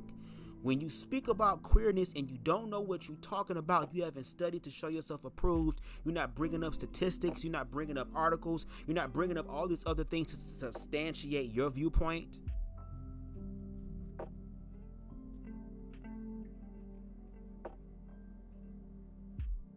And you deny the experiences of other people who live in the shit, then that becomes dangerous. And that's exactly what's happening to the queer community, especially transness, because later on we're going to get into an article about the attack on transness, and we're going to speak on the unfortunate passing of a person who was non-binary. A book designated for 5th grade children. I couldn't even watch. I'm black. Everybody watching black will know what I'm talking about. Maybe if you're not black, you'll still be able to feel what I'm saying. I didn't watch movies like Friday and stuff like that till I was basically grown, because when I was coming up as a kid, I wasn't allowed to watch them. And then after a while, I kind of stopped thinking about them because, you know, it was prohibited so much. I was like, whatever, I'll just watch other things. I started watching like Dateline and, you know, whatever else I used to watch. Right. So I couldn't even watch Friday. A black comedy movie because of the explicit language and this kind of thing. Right. When I was a teenager, but they're gonna let 5th grade kids, they're gonna allow for them and push for them to read books that have explicit sexual language and actual picture depictions. I mean, you can't make this stuff up, right? So while he's reading the book, he's reading the book out loud at the session. The kind of leader or whatever of the session stops him. He says, oh, pastor, please. Excuse me? So you're going to tell me that me reading a book is inappropriate. Like, that's making you uncomfortable. But you don't consider the fact that there's kids having access to this book. And that's clearly the reason why we're here. My hair is... And then on top of that, again, the person who wrote the book, who is a specialist in this, that y'all probably think is an edophile, even though she has helped a lot of people sexually, because I believe she was the radio show host for the Let's Talk About Sex or some sort of show over in the UK or something. She's not looking at it from a perverted standpoint of, ooh, I get to look at little kids, ding-dongs and shit. She is looking at it exclusively in the way of helping. She's giving young people information so that they don't have to grow the fuck up and end up dealing with those experiences that they could have not experienced if they would have had information about it, privy to it, i.e. pregnancy, i.e. STDs and STIs. And like I said, why didn't the pastor go in with such fire 14 books ago? This is the 15th edition that included queerness. Because again, that is an issue that is happening in America. And again, as a person who is a queer adult, who was once a queer child, it is important for queer children to have representation. And on top of that, for those books, I believe that if the parents don't want to have their children read the book, they shouldn't have to read the book. That's fine. And I love how everybody bringing up the topic of homosexuality, because again, we wasn't having this conversation before the homosexual shit came in. Did they make the cartoons extra graphic now that the gays is in? Girl, let's go ahead and push the limit.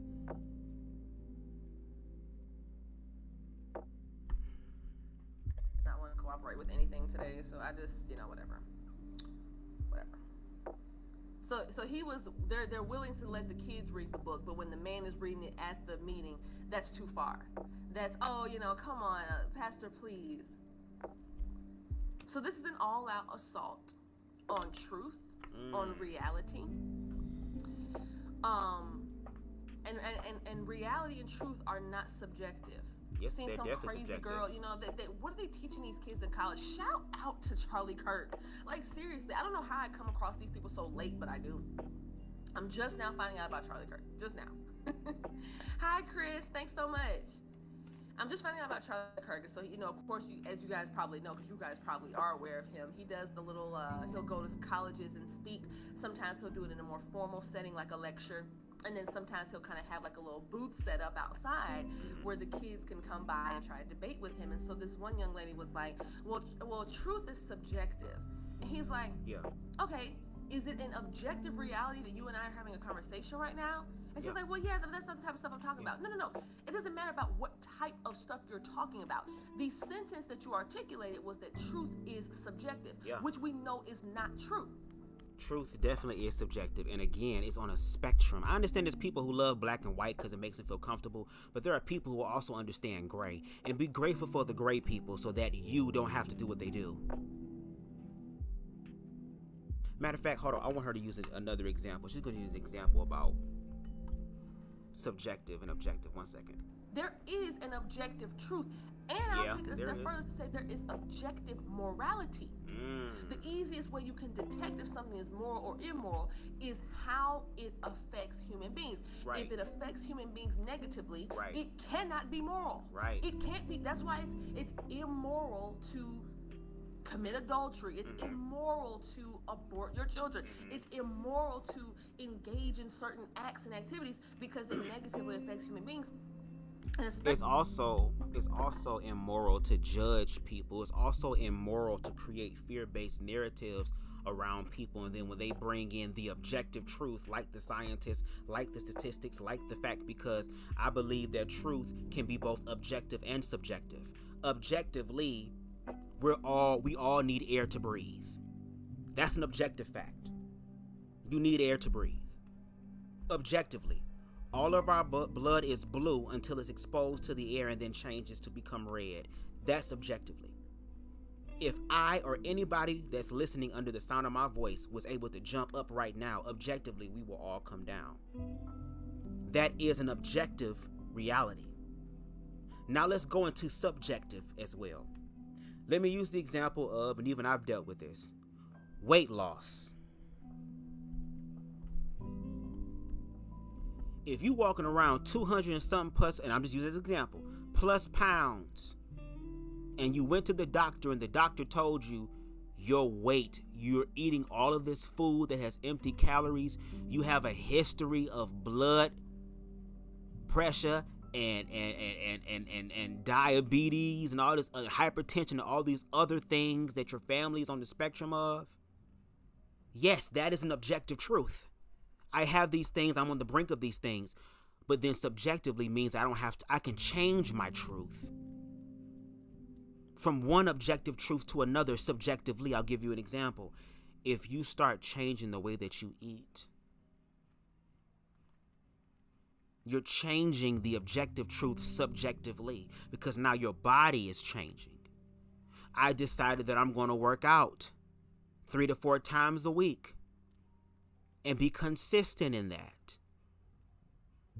That's a subjective choice in the objective reality to change the objective reality. to where now you went from being 260 something pounds now down to maybe 170 pounds. And now you feel better about yourself. Your health has improved and increased. All of the things that were waiting for you down the line in reference to your family lineage, you have broken that curse because now you've changed the trajectory of it. So there is objective and subjective truth. And when she said, oh, that's not what we're talking about. Oh, well, it's not about what we're talking about. Yes, it is about what we're talking about. Because yes, if you sit up there and say to me, okay, if, again, example, if I'm standing in front of Jay and me and Jay jump at the same time and I come down, that's an objective truth. I'm an objective person as well. I'm not going to sit up there and say, oh, that's a lie. No, it's the truth. But I want y'all to hear the other example that she's going to use. Is going to, once again, delve deeper into the realm of spectrum, okay, and subjectivity. Let's take a listen. Especially if it's done in a malicious way. That's not debatable. No one's ever going to say that murder is justifiable. It's not. That's why Unless we have different categories of it. You merely killing a person does not always denote murder. Right. That's why we use the verbiage murder. Right. If you murder someone in cold blood, if you commit first-degree murder, that's not justifiable. Correct. Now, if you kill someone in self-defense, totally justifiable. If you kill someone by accident, like you guys are in a fist fight or whatever, it gets kind of out of hand, totally justifiable. And I mean, you're still gonna go to jail, but you're not gonna go to jail for murder. Right. That's why we have different distinctions of what happens when you kill a person. Correct. So she was able to give us different distinctions. Murder. Okay? And the different distinctions of that. Self-defense, yeah. But there are some cases that I feel like people would be like, it's not right, but it's okay. For example, y'all remember the show on Hulu called The Act? I forgot the name of the girl, but her and her mother conned people out of thousands of dollars, pretending that she was sick, or yet the mother was doping up her damn kid and lying to her and all this type of stuff, fucking her up. And she felt like she couldn't escape. So she concocted a plan with her damn boyfriend to unalive their damn mother, and she went to prison and recently got out. There are some people who are gonna be like, oh, I agree with that. Or for example, if there is a person who SAs a child and unalives them, and the parent decides that they want to go ahead and take measures to their own hands and blow a hole in their head for touching and unaliving their dead child, a lot of people will see that to be justifiable. For example, let me go ahead and pull up an article. 1 second. Hold on.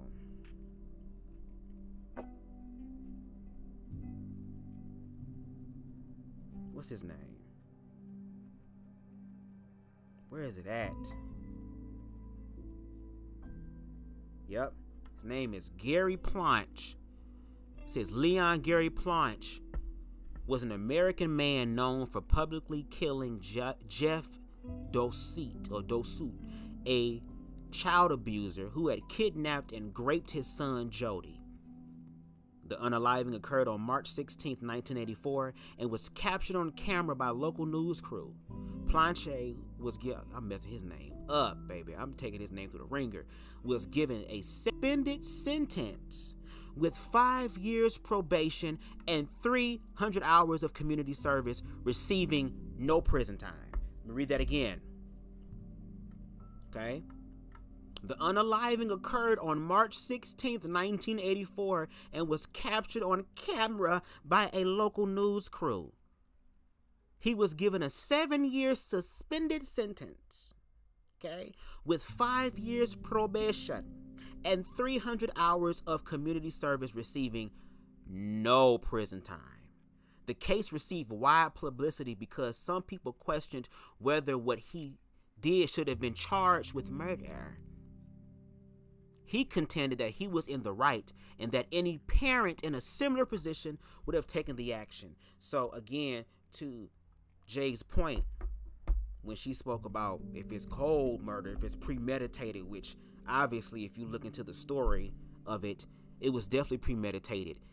And because of the context of what happened, he was able to get a very, very light sentence and receive no jail time. Just like there has been a lot of cops who have unalived black people on camera and all they get is a slap on the wrist and paid administrative leave.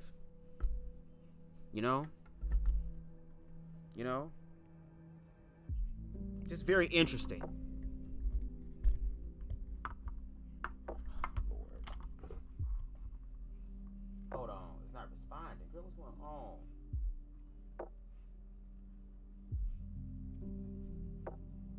Girl, what's going on now? The fuck? Hold on, y'all. Jesus is on the main line. Tell him what you want. Are we good still? What happened? Hold on.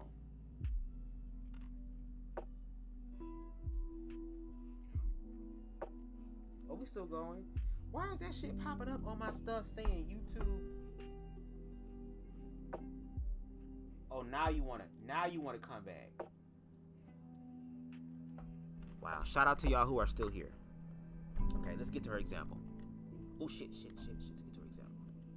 But murder is immoral, period. And we understand that as human beings. So again, Gary should have went to prison. Because again, he was emotionally led.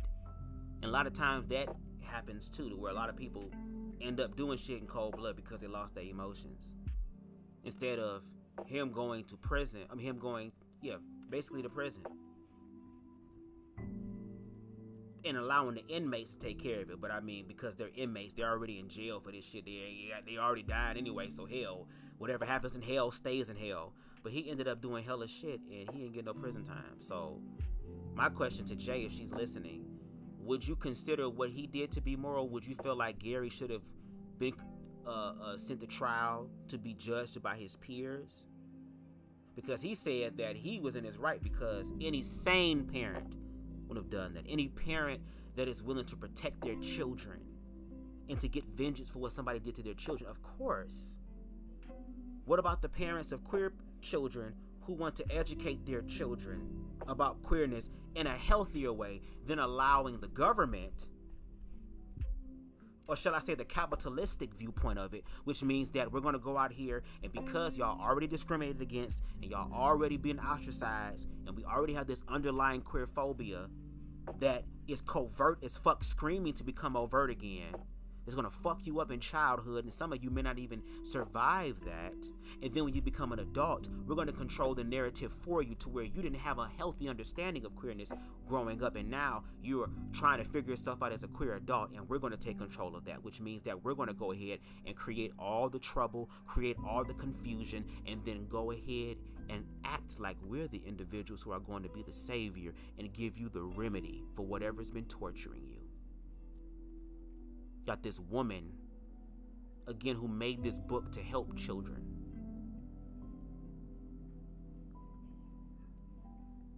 A lot of Christians ain't gonna talk to their kids about sex for real, because they feel like they jeopardize and they take it into heaven. But like that mother said, who was really objective, who I really appreciate, who said, my child's gonna go to school. I can't sit up. Look, I can protect my child and love on my child while they're already here in my home.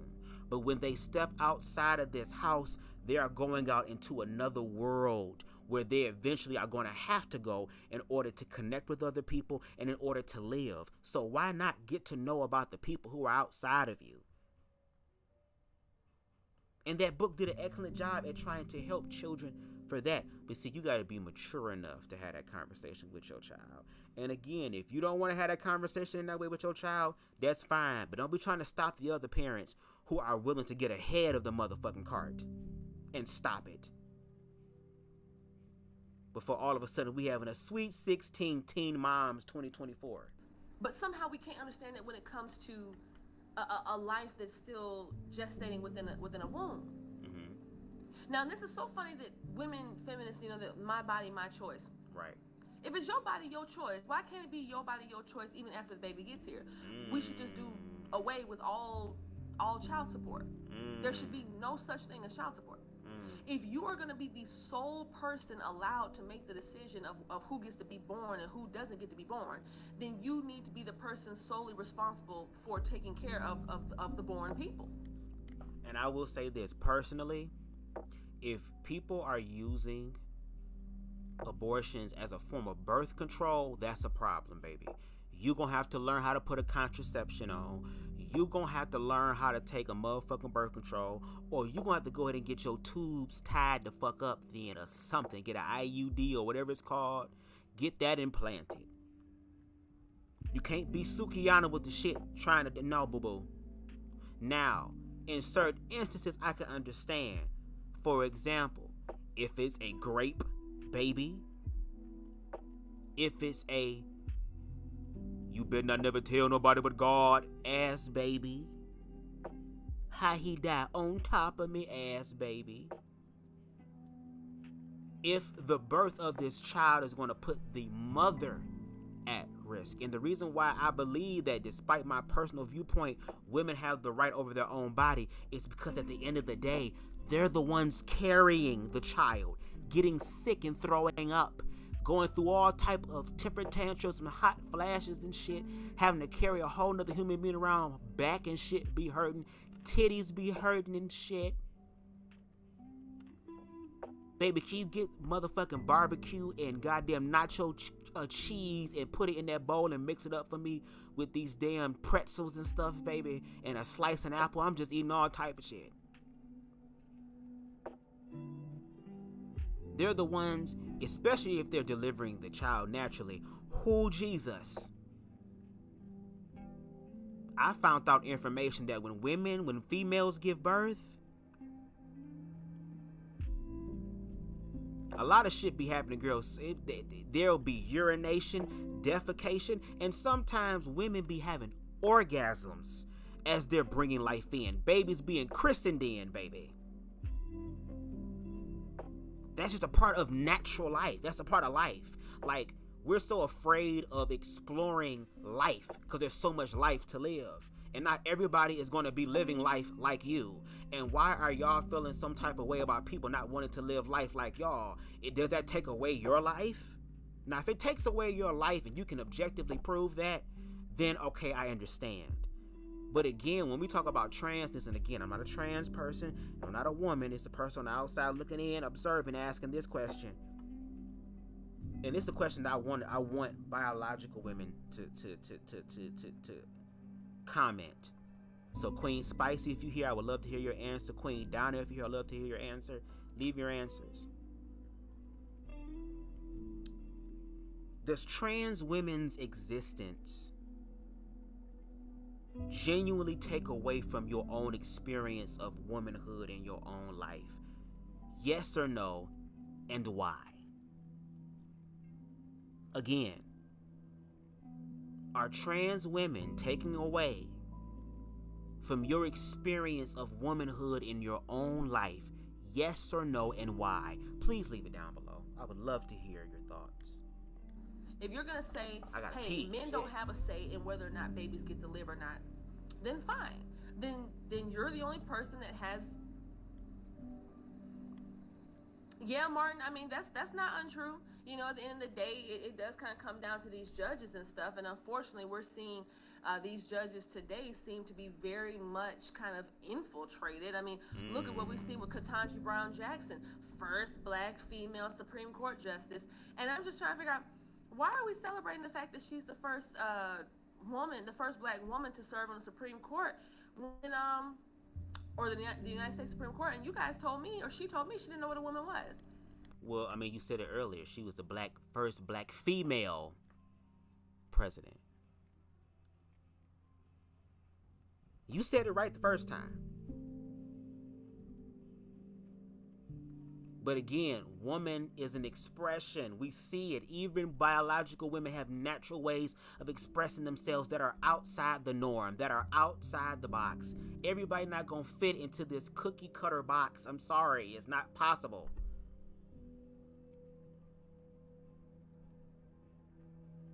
That's the point of diversity. It's just that we don't want to learn about other people's diversity, but then we want people to learn about ours, though. That's the funny part. We don't want to learn about your shit, but we want you to learn about ours. No, there needs to be an equality, an equity thing here is what I'm saying. What's up, boy crazy? So how then are we celebrating something that we have no meaning for?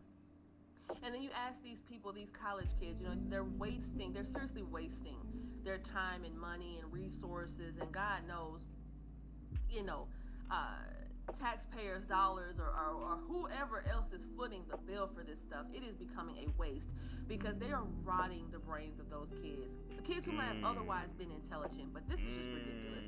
You know, you ask these kids, what is a woman? They'll say a woman is whoever identifies as a woman. First of all, that's circular reasoning. You cannot you can't put the word in the definition of a word. I can't ask you what is a tree and you say a tree is something that looks like a tree. That's what I want to say. There's different type of trees, baby. We're talking about cypress tree. We're talking about an oak tree. Ooh, oak tree. When it comes to dancing, I'm the best. Oh, huh? Is it an evergreen tree like yuba? Is it a palm tree? Is it a young sapling?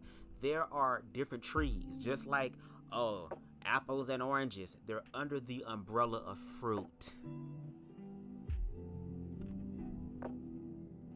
And again, like Jay's perspective is valid subjectively in her own life. Yes, she has the right to believe all that. One thing that I'm not gonna ever do is tell someone to stop someone's freedom of speech. Because if I try to suppress someone's freedom of speech, I inadvertently, unconsciously suppress my own voice. So I want people to speak what they think is the truth, and let's really see what's objective and what's not objective. Because no shade,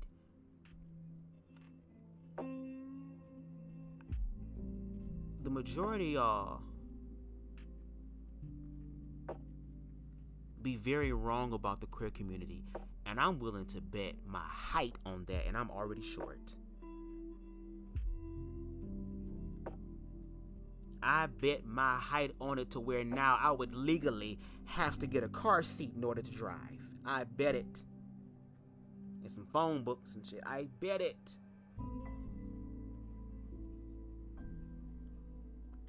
First of all, that's completely idiotic, but it's also not true. Because I could take a sheet of paper and draw a tree, and just because I hold up the piece of paper to you and it looks like a tree, that now makes it one? It makes it a living organism of a tree that can bear fruit? No. But the paper did come from a tree, so technically, the paper, technically it is a tree. It's the form of a tree.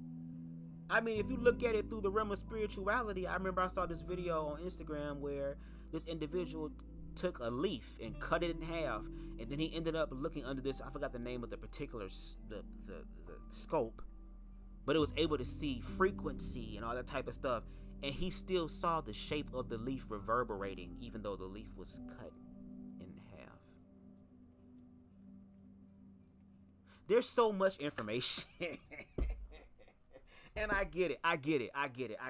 This is the era of truth, and a lot of us are afraid of truth. That's why I appreciate people like T.S. Madison, Hope Giselle, who understand that, yes, they were born biologically male, but wherever they go, they don't hear a he, a him, a mister, a sir. They don't hear any of that. And that there are people in the world who will love and affirm them even though you don't. Who will still want to be platonically, romantically connected to them even though you don't. It's the projection of fear and demonizing people who end up loving these queer people, accepting these queer people, because just like Jay said, I'm not going to participate in affirming your psychosis because I forgot what it's called, the DM something, the DMS, whatever it's called, said that y'all are mentally ill.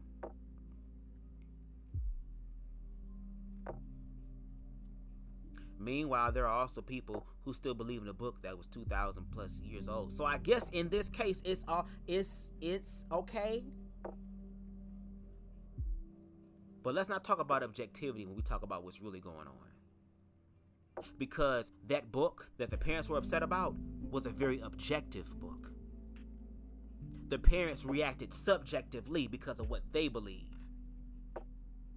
Again, despite there being 14 other issues of this book that didn't have the gay dick in the booty shit going on. That didn't meet the same public outcry that the queer shit did. Do you? Okay. Just a drawing of a tree. So words have meanings. This assault on words, this assault on meaning and truth. I'm telling you guys, this goes a lot deeper than a lot of people are giving it credit for. Now this is the part where I'm like, okay, Tough Topics, like, okay, now I'm with you on this. She about to get into the conspiratory part, and that's the part that I really want black people to focus on. Like, that's why I do my best and spend all these hours and energy in trying to just put information out there and help educate my black brothers and sisters, both inside and outside of the community, so that we can start focusing on this type of shit. Listen, this is not just a new age. This is not like the 2024 version of like the hippie era. That's not what this is. This is not live and let live. This is a forcible, this is a deliberate and a nefarious attempt on the part of our government to destroy this country from within. Now you may ask yourself, why would a country do that? Why would a government do that? Well, it's what happens when you're infiltrated. My guess is it has a lot to do with China. I mean, we're talking about. Before she get into that, I agree with that aspect. Again, like I said before, we are energetically and in some ways symbolically, girl, I hope y'all don't hear my sister with her off-key singing ass. I love her though. She'll get better. I say again, hold on.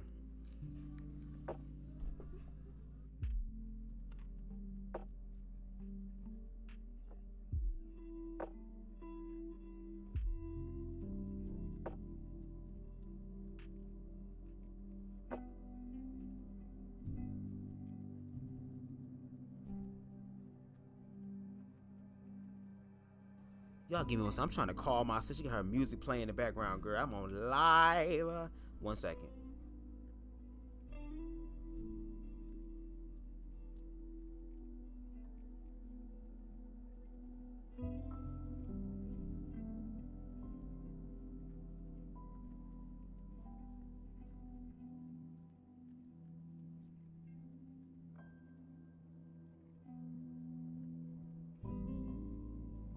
All right, we back. Sorry about that. That just threw me all the way off. I forgot what the hell I was saying. Let's continue. The whole TikTok thing, people kind of talk about it tongue in. Okay, there it was. Thank you. Universe. Again, we're living in the energy of the 60s and 70s. When she said we're not living in the hippie era of the 60s and 70s where it was like live and let live, this is a forcible type of thing now. Again, like I said, this country is finding ways to capitalize off of every aspect of our lives, regardless of wherever the fuck we lay on the spectrum of this experience in the United States. Again, why is it every political year there is the conversation about the same shit? One side get a little bit of some good shit, then we bring it back in the middle, and then this side get a little bit of some shit and we bring it back in the middle. And I mean, if this is the only game of equality or something that we can play, which is like a fucking sports or a game where we are under this sort of illusion that we have some sort of control, for real, they're playing on that, which is why, again, we can sit up here and create laws that speak out against queerness. Here come these corporations. We're going to stand for queerness. We're going to put out queer memorabilia. We're going to put out queer products. Let some people say it, queer paraphernalia, where people can stand up in their truth and spit in your eye, this is who I am. And then again, when July 1st hits, or the last day of June, and it's 11:55, all that queer, gay, dick in the booty shit, put that shit in the back in the reduced bin.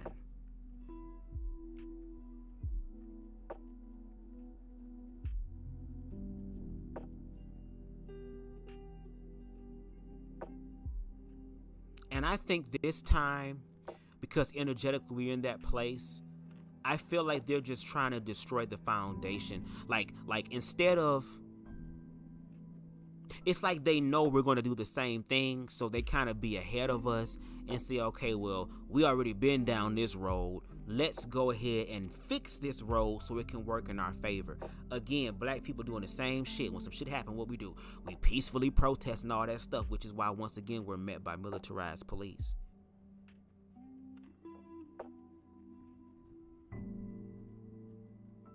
When there's too much queer liberation, here comes the evangelicals saying that we have to take the country back, because if we allow this to happen, God will literally destroy this country like Sodom and Gomorrah, because homosexuality was the main reason, even though later on in that book it literally explains what the sins of Sodom were.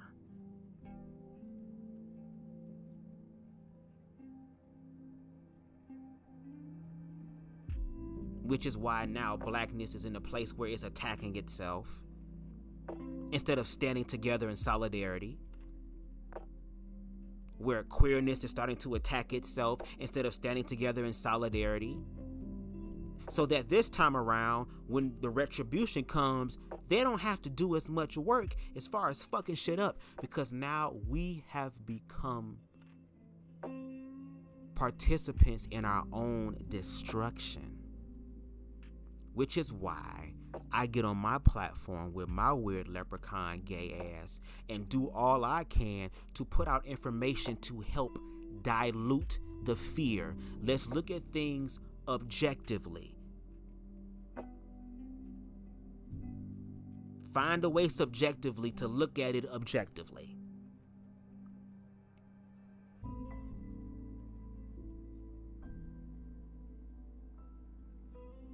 And if I really was to go ahead and get into my conspiracy theorist type of thing, baby, the shit that I feel, that I've been looking up and studying, show myself approved, that is going to happen to humanity, baby. Y'all wonder why I'm out here, bitch, smoking this damn weed, telling y'all, bitch, the British are coming. The British are coming. 2020 again woke us up, and we wasn't ready to get up. We wasn't ready to see shit. We liked being in our coffin. We liked being in our box. We liked being safe. But just like a crab outgrowing its shell, there comes a point where that crab has to escape that shell and find another one to accommodate the new growth. And that process can be scary too, because when you take that shell off, you make yourself vulnerable for other types of aquatic life to come swallow your ass up. Some of them is not fish, are not friends. They are food type tip.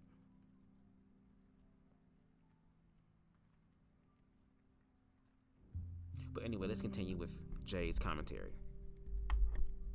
Cheek, why? Why are we taking it more seriously? This idea, we know that TikTok is like a cancer to society right now. These kids that we're talking about, these 18, 19-year-old college students that think they know more than all of human history, to now say that there's no distinctions between men and women, that largely is coming from TikTok University, where a person just gets behind a camera, they put some solemn music in the background or some spooky music in the background, and they say a bunch of stuff that they got off Reddit, and it sounds real. And it tintillates the minds of young people. That's what that does. I can get on here, I can make like a pre-recorded video or like a little short where I got like some random green screen background or something, and I change the music and I'm all talking matter-of-factly. And guys, did you know that this thing happened? And people, with thousands of people, would watch it and eat it up. I could be talking completely out of my backside, and people would just eat it up just because of the formatting. So we know that TikTok is a Chinese developed app. And to my knowledge, in China they have certain restrictions on what is able to be shown. Now, of course, we have these VPNs these days, like NordVPN and all that type of stuff. So these days people have found a way to sidestep, like being able to watch things that are technically not allowed in their own countries. But for the most part, in China, they have certain things that they're not allowed to see. in those countries, right? So why is China saying, well, when it comes to our people, no, we ain't gonna let them see this stuff. No. We're not gonna let our teenagers and our 10-year-olds see a bunch of kids talking about chopping off their breasts and this kind of thing, but we'll let your kids see it. Where are the videos of the children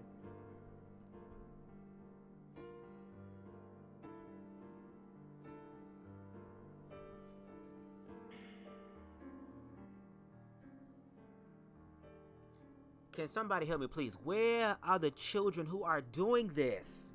Why do we not have these children on the front lines? Why are these children not in the public eye? Why are these children not on these red pill platforms speaking their truth? Where are the children by the boatload who are literally being transformed physically through surgery? Where are they? Where are they? One of the reasons why I believe TikTok is trying to be banned is because, again, TikTok, even though it's a Chinese app, girl, it's about the intent of what you do with the app. Now, they might be able to learn more about us through the app, to see a lot of the bullshit that's going on in this country because of the app, to expose us more to what's really going on, our fear-based ideologies to the app. But it's about the intent of the app. And what's happening is that now TikTok can't be controlled. It's not a controlled media form. People can get up there and spread all types of stuff. Whether it's true, whether it's not true, it's open. But here's the thing. What people should stop doing is stop being herd-minded and study to show thyself approved. That's why all the stuff that Jay said in her live, I made sure to prepare myself beforehand to study to show myself approved, to go ahead and do my research, to be able to also whether verify or not verify and call it out to be a lie, because I also studied to show myself approved. It's kind of like in the process of if you're doing a hypothesis. Somebody should be able to follow behind the same steps you did and yield the same result, if that is the case. So a lot of people are not going to study to show themselves approved. A lot of people live in this fast, microwavable age to where, oh, I don't have time to sit down. I don't have time to read. I don't have time to do this stuff. Give me the abridged version. Give me the synopsis. Give me the cliff notes. No, some of this stuff you're going to have to sit down and figure it out. Because like you said, Jay, which is true, I agree with you in that point, that this shit is deep. It's deep. And it's not going to be a simple just, oh, one live solve it. No, this is a continuing thing that also needs to happen with the youth, so that when the youth grow up, they don't have to go through the same thing that the adults went through. And at this point, because we're so distracted fighting each other and not trying to work shit out, that there probably won't be no damn society for your children to return to, unless it becomes like how she's going to mention that she believes America is going in a very Nazi type of way. And I just did a Reddit horror story about, even though it was a which one is it non-fiction? I believe it's fiction is fantasy, right? It was a fictional reading of it, but some of the things were non-fiction in reference to the beginning and middle of the story about what happened at Auschwitz, the horrible atrocities that happened.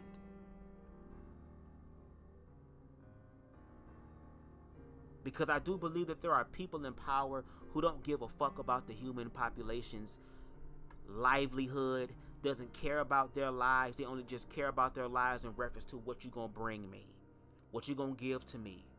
What are you going to pour into me, and not even pour into you? I mean, if I'm not mistaken, the age of retirement has increased, but yet the life expectancy of adults has decreased. And I keep telling y'all, baby, that when it comes down to BubzDaGawd commentary, when I smoke weed, it's not smoking weed because oh yeah, dude, yeah, so yeah, man, I'm so fucking high. It's not on that, girl. It's to be able to have these tough conversations and deal with the panic that comes with it. And instead of me using it as a way to escape my reality, if anything, it helps me to embrace it further.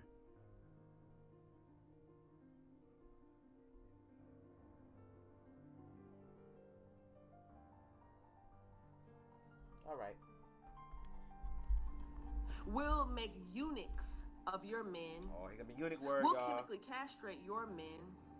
We'll make your men feel guilty for being masculine. That we will teach them that there's something wrong with masculinity, with nationalism. We'll tell you that that's too close to Nazism. When Nazis were a national socialist party, and I promise you, the socialist part of that was the most important part of how they gained and maintained their power. So isn't it so funny that it's always the liberals wanting to call people Nazis, not knowing that who could be bigger Nazis than them? Who could be bigger Nazis than people who believe in socialism, who believe in taking things from others, playing God, trying to force outcomes, eugenics. That's literally the whole foundation of America. I mean, am I wrong here? Am I the crazy one? Because they say me being gay and shit, I want to be a woman and trans and shit, and I'm mentally ill and living in dysfunction. Am I wrong about that? What she just spoke about taking shit and all that stuff, what in America?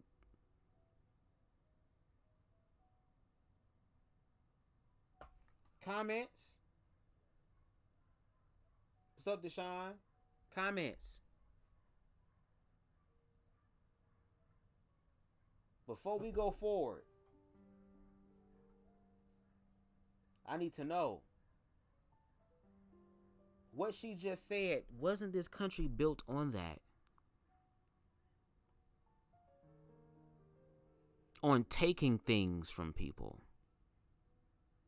Not just material things and financial, monetary things, but taking people's actual lives, which means their time, which means their effort and their energy, and like she said, in a forcible way, forced them.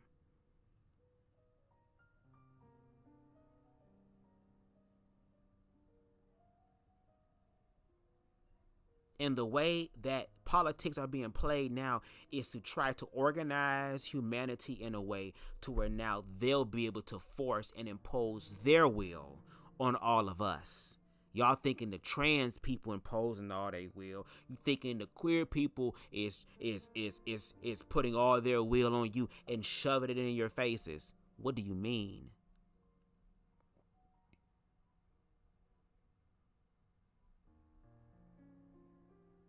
The reason why the information is so overwhelming is because unconsciously a lot of fear-based people continue to contribute to the manifestation of the information. When we are trying to have conversations that create gray areas so that instead of it going this way or that way or this way and that being the only way, we can carve out a new path that is beneficial for all of us. And I don't know why people are afraid to subscribe to an idea that is inclusive, because if you weren't included, you would feel some type of way.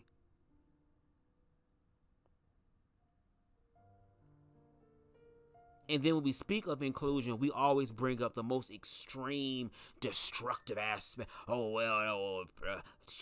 Sex abusers, and what about those who practice bestiality, and all the people necrophilia? Your gay people are opening up the door for that. Says who?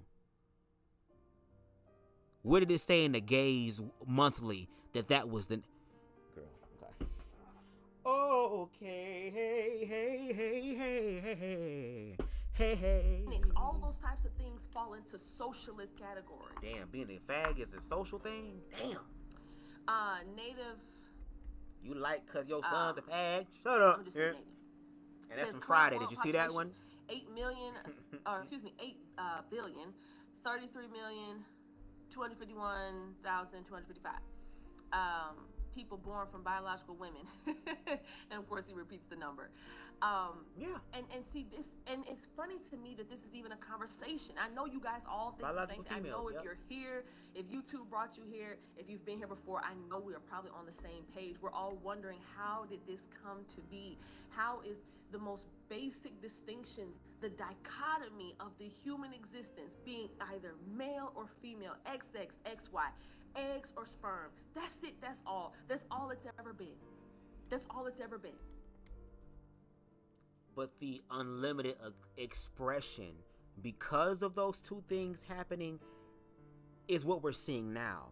Again, trans people, from what I've heard as far as the conversations, understand what their gender at birth was, but they are saying that I'm not showing up in the way that you believe or that you should think I should subscribe to, in reference to showing up because of my gender at birth. I had somebody tell me that I'm not even a real man, that I'm a woman because I'm short. Am I even technically an adult by height standards?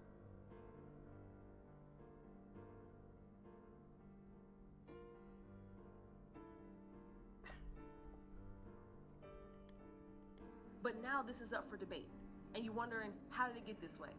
I posit to you, it got this way. Oh God, they're getting rowdy in the hall. Please do not come in here. Oh shit.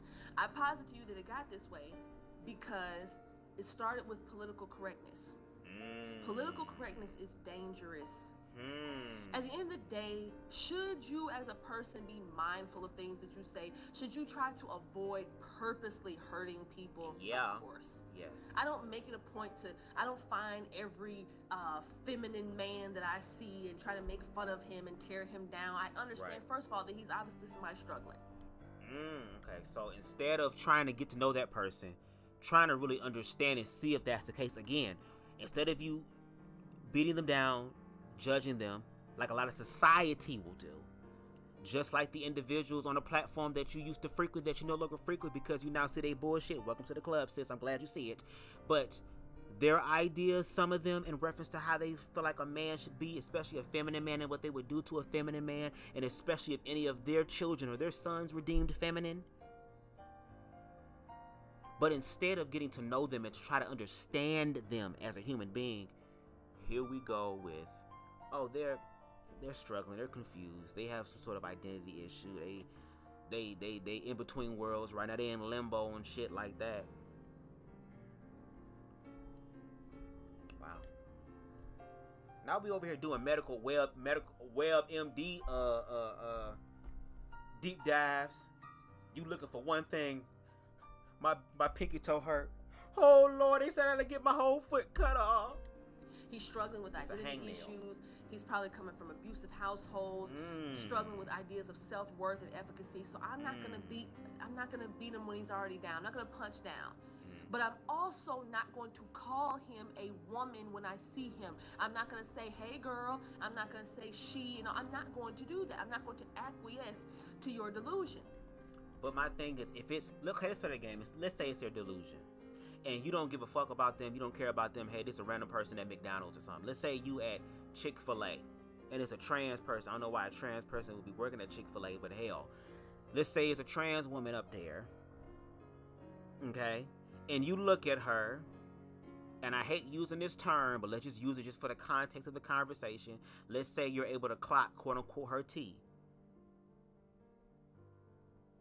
You're telling me that you're going to tell this person who says on their name tag, I'm such and such, and this is my name, and she and her, you going to sit up there and deliberately say he and him?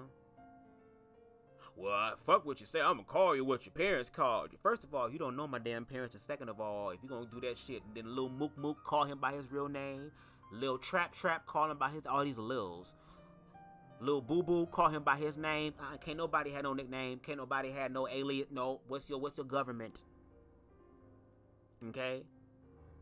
And my thing is, there's nothing wrong with just acknowledging somebody's existence, especially if it's only for a few seconds. You don't even know. That could be something that could make their day because they're dealing with the bullshit all the time. That finally they attracted somebody who is going to be nice to them. Either they don't understand. Hell, I'm in line. We at the airport trying to go inside the airplane. One of the goddamn people that's ushering us in is a trans person. How you doing, ma'am? How you doing, ma'am? Even though I don't want to call you that, I'm just going to do it because it's in passing. Who cares? That's my good deed for the day. Shit. Why can't we do it in that way?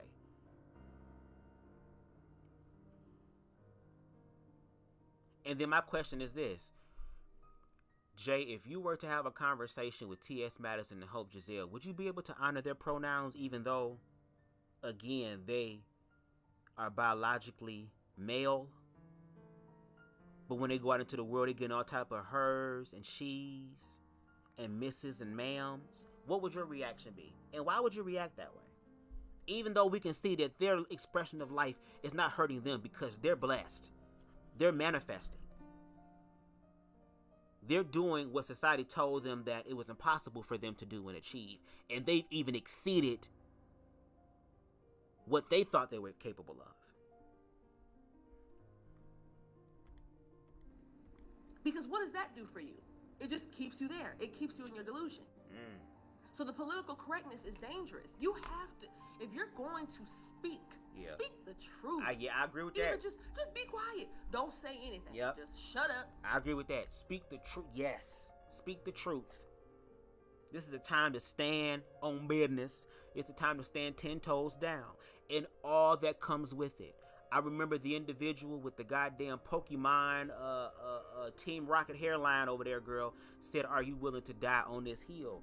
Well, y'all was going to try to unalive me anyway on this hill, so I guess I have no choice. But now that I accept that reality, that objective reality, example, the objective reality that because I'm a queer person, even though I am a quote-unquote masculine presenting queer man, to where despite my verbiage and the lingo that I use, I can go into society and be able to blend in.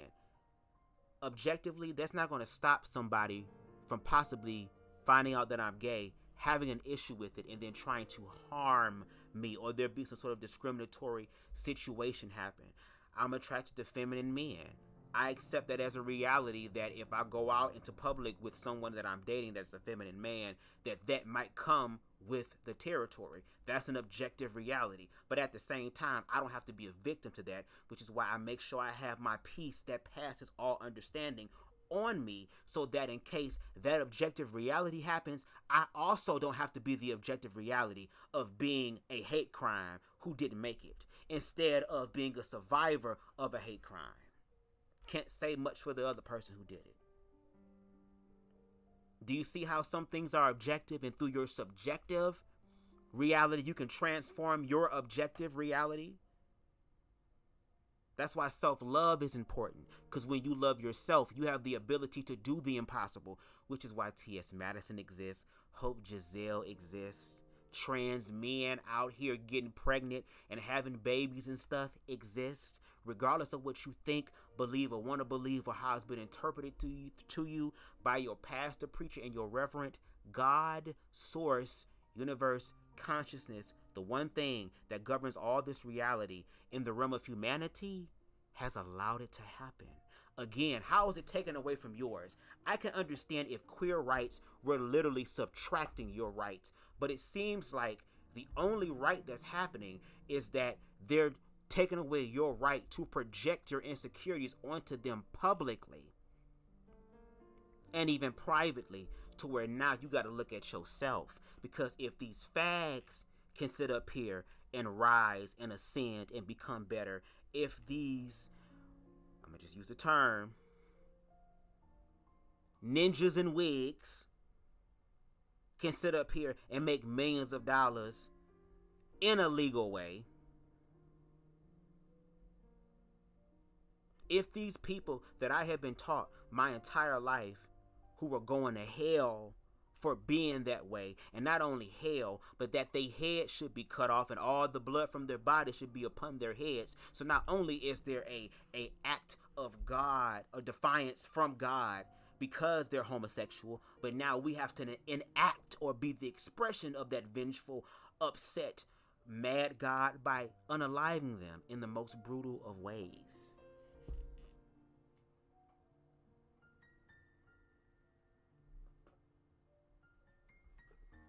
So to your point,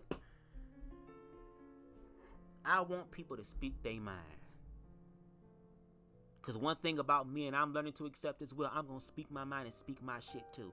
I don't know everything, but when it comes down to queerness, I guarantee you I know more than she does. I guarantee you I know more than a lot of these red pill community knows. And on top of that, with certain aspects of queerness, hell, I know more than a lot of damn queer people in the community who have not even taken out the time to even do their own research in queer history. And let's take a history lesson real quick.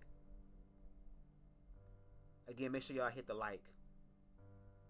Give me 1 second. Where's it at? Is it in my favorites or my watch later? Hold on. Watch later. Is it here? Yep. There was an individual by the name of Jackie Shane who was a trans woman in the, I don't know if it was the 50s or the 60s, who was a musical artist. Queer people have always been here. It's just always been this fight on trying to control the narrative of queer people. That queer people can't even come out and walk in their truth without it being interpreted a certain way. It'll be one thing if you were just saying, oh, I don't agree with it, but I mean, hey, what can I do? As long as they ain't doing shit to me, I don't give a damn. Instead of that happening,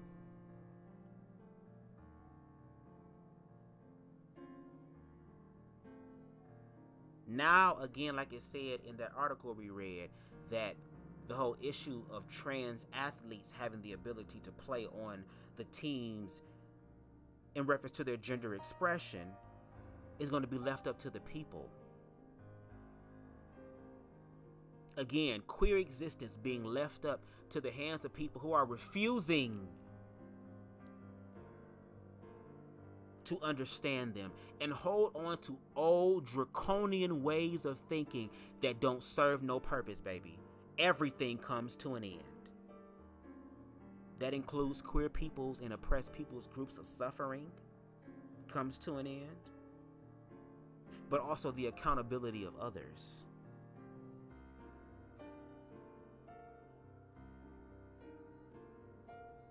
It really makes or brings the passage in the Bible where it says that Christ said to do unto others as you want them to do unto you. It brings it to another level of context, or there's more nuance added to it now.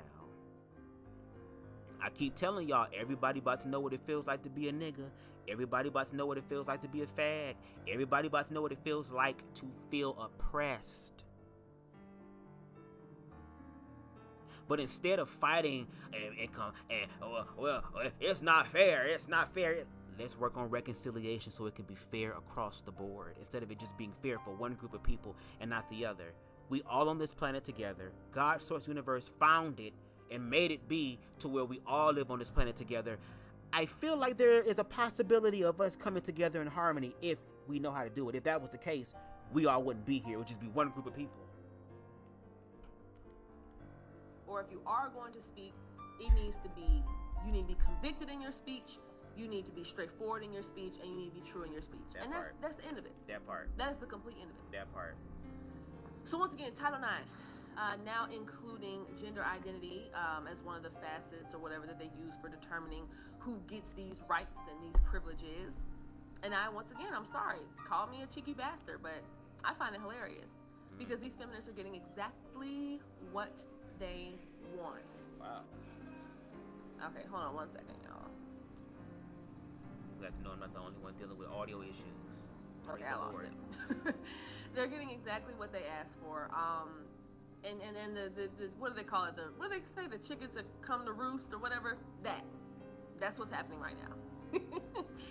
And they have no one to blame but themselves. This idea, this just all-out assault that they've put on masculinity for the last 40, 50, 60 years.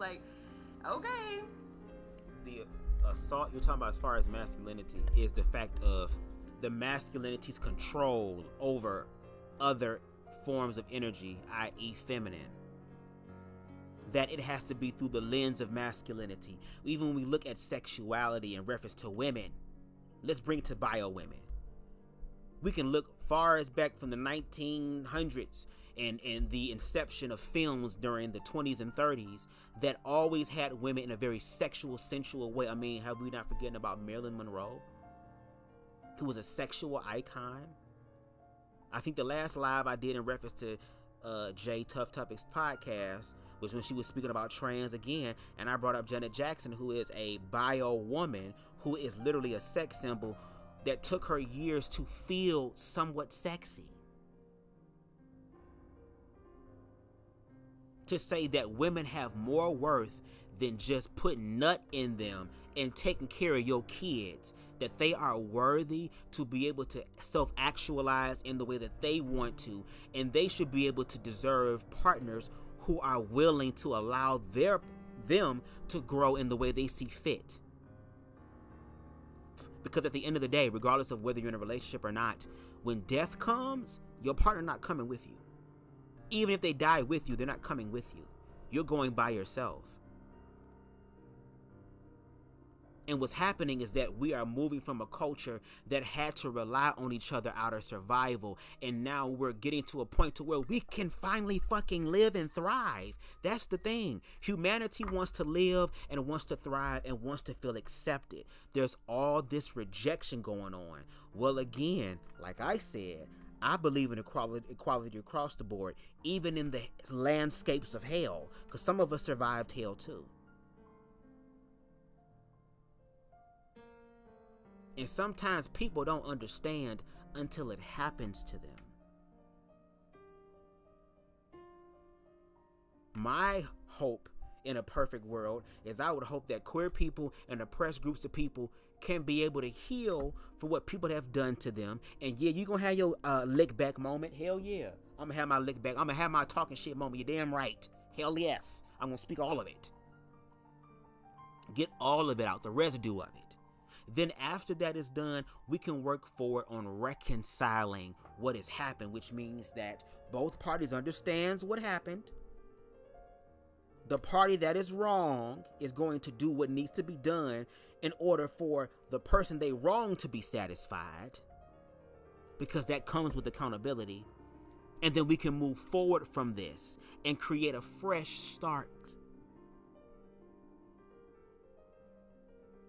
For some reason, we don't want to have that conversation. And I don't want queer people and oppressed groups of people to get in positions of power to where it's like, now the tables have turned, bitches. Now it's your turn. That ain't gonna do shit but continue the cycle. To where now the people who are now oppressed, their youth is gonna grow up dealing with oppression and then hoping one day to make a change. You see how that cycle goes? When in actuality, we can start with youth as far as affirming them now, showing them what affirmation looks like, what it feels like, what inclusivity feels like and looks like. That should be the goal for the next generation. Again, Whitney Houston said, while she was sweating on stage with that damp ass rag, I believe the children are our future. Teach them well. Give them the foundation that they need as far as being able to be comfortable in who they are, to be able to still tap into being open-minded and willing to grow and evolve, and then let them lead the way, because again, they have to do something different. If they keep doing the same shit you did and expecting a different result, that's a form of insanity. So yeah, these people are going to have to do something different to yield a different result.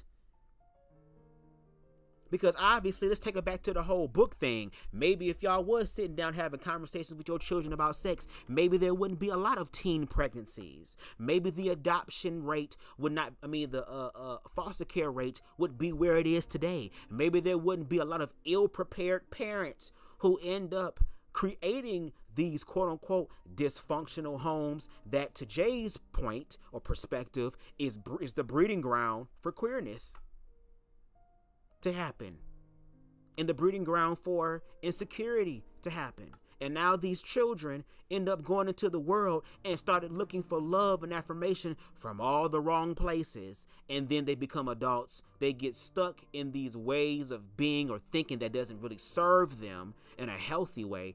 And now people say, well, you're an adult, fix your own life. Just like the article I read about the epidemic of singleness among queer men. how a lot of queer men grew up not feeling accepted. So now when they come out, they feel like they're going to be accepted, to only see that we left one closet and to go into another one that we are participating in that destroys us. Because there's no healthy representation of queerness. Meanwhile, you have people like Hope Giselle, T.S. Madison, people like CTV Reckless Logic, people like myself, other people who are exploring these other avenues, these other alternative ways of thinking that actually helps queer people to heal, to better themselves, and to show up in the best version that they can be. And even for the individuals like ourselves who are on that path and those levels of evolution as far as being the best version of ourselves, when we come into these spaces to speak on behalf of queer people who are growing and surviving and trying to make it work, we are met with resistance. And every other low vibrational, fear-based, ignorant ass narrative is accepted, except for the fact that queer people naturally exist. We've been existing for the longest time. And if you haven't suppressed queerness then, what makes you think you're going to do it now? And as one of the spiritual law reads, whatever you resist must persist. You know why? Because you're energetically giving yourself to that. Through fear, you're giving it to it. Fear is just as powerful as love. It's on the opposite end. You're giving that energy to that, and then you bring it forth to you. You want to know how to stop that from happening? It's very simple, and it's the one answer that a lot of people are afraid to do. Just learn how to accept queer people as humans. But that really wouldn't be that difficult if people actually strengthened and evolved in their self-love. Because when you love yourself more, you start to see yourself in other people, which makes you love them more, to see the humanity in them, in spite, despite, however their expression of it might be. Because contrary to what y'all want to believe, girl, and there's a scripture in the book that reads that I create light and dark, I create good and evil, I the Lord create this. And a lot of people think that's blasphemous. First of all, it's in the book. And second of all, when you look at it from a supernatural, mystic perspective, all that meant is that no matter where you are on the spectrum, baby, I am somewhere in there. Again, the energy is just the nucleus. The expressions of it are up to you. And even if it's the most hellish, demonic, blood-filled labyrinth of all type of goddamn ghouls and goblins, that redemption is still in there somewhere if you can not focus on all of the scary shit outside of you, but focus on that little flame that's calling out to you. But that's just how I think. Shit. I'm gonna get to y'all comments, I promise. Again, please make sure I hit that like button. Thank y'all for rocking with me on this live, y'all. I appreciate it. Well, now you got a bunch of femboys. And now, see, you were okay with it when they were just gay. You were okay with it when listen to this, y'all. Feminine, because there's only certain types of men that are gay, obviously. Now she's explaining. And the what do they call it? What do they say? The chickens that come to roost or whatever. That. She's going to explain. That's what's happening right now. I guess how transness happens. And they have no one to blame but themselves. This idea, this just all-out assault that they've put on masculinity for the last, 40, 50, 60 years. Okay. Well, now you've got a bunch of femboys. And now, see, you were okay with it when they were just gay. You were okay with it when they were gay and feminine, because there's only certain types of men that are gay, obviously. Not all men are going to date other men or whatever. So them being gay and a little effeminate didn't really bother you all that much. But then they took it a step further. And they tried to transform themselves into a feminine visage. Wow. They said, well, being gay is not enough. Even dressing like a woman is not enough. I want to speak like a woman. I'm going to voice therapy. I want to feel more like a woman. I'm going to get estrogen. I want to look more like a woman. I'm going to shave down my jawline and also my prominent Adam's apple. That's what the men have started to say. Okay, let's play that game. Let's just go down that rabbit hole. Let's play the game. Okay. Let's say all that's the case. getting the jawline shaved down, girl, going to voice therapy to go from hi to hey. Okay. All type of stuff getting done, surgery and stuff to assimilate to this idea of a woman. But what do you then say to the Carishas of the world and the Nicki Minaj's of the world and all these other women who also getting BBLs and getting their titties done to feel more like a woman? Better yet, a more desirable woman. Because again, even the whole idea of what's considered a woman is still through the lens of men. And even she said it earlier about the patriarchy. To where you have women now that are both bio and trans that low-key look alike, and the niggas still ain't sitting here subscribing, still ain't trying to really commit to it for real, even though these individuals have assimilated to what a woman is supposed to look like in reference to desirability. And let's take it to the full extreme. Shit.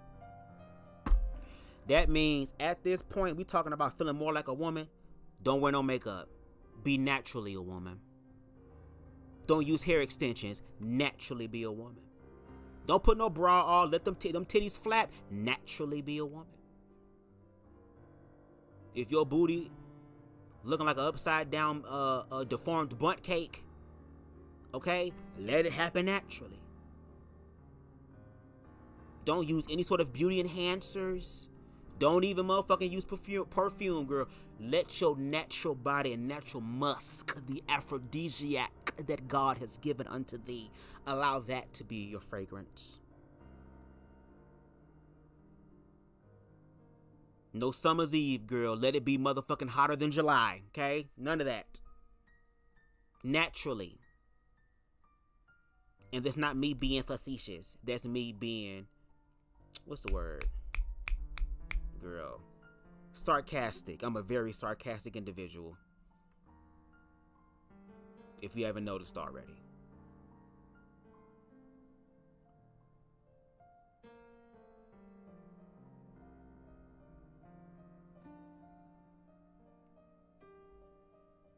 So again, we can go down the rabbit hole, and again, like you said, we could talk about the whole situation of patriarchy, because that whole idea of your hair being, even for black women, oh, you gotta have straight hair, your hair can't be none of that. What? That's a European standard, right?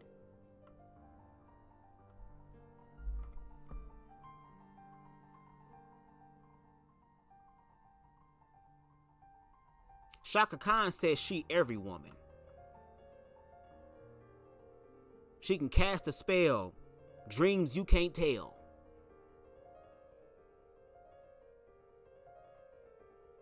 Lettucey said that people just don't know what she's about.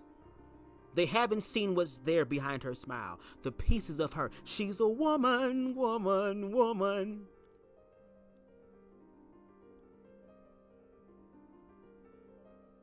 Aretha Franklin said that she a natural woman, girl, and she had them natural titties out looking like oranges inside of a damn sack. Organic oranges. Again, spectrum. You got women like Meg Thee Stallion, all these other women, girl, Sexy Red, who have agency over their own body. I mean, the men want to fuck them anyway. The men get to talk about throat babies and all this type of shit. Let a young nigga come play in your throat baby. They can do all that. But once the women start saying, look, but don't touch, and let me tempt you with this shit, and if you want to hit, you got to pay money. Now we wonder why everybody wants to be a high value man. Not because they want to be a high value man in reference to being a service to their community and to better humanity, but no, because I get to pay for the put. Okay, girl, let me get back to the shit. Now you're seeing the feminists have an issue with it. Now it's, well, hold on, you're imposing. No. Because you let them into your spaces before, because what your problem was never with men. Hence why so many feminists are whores.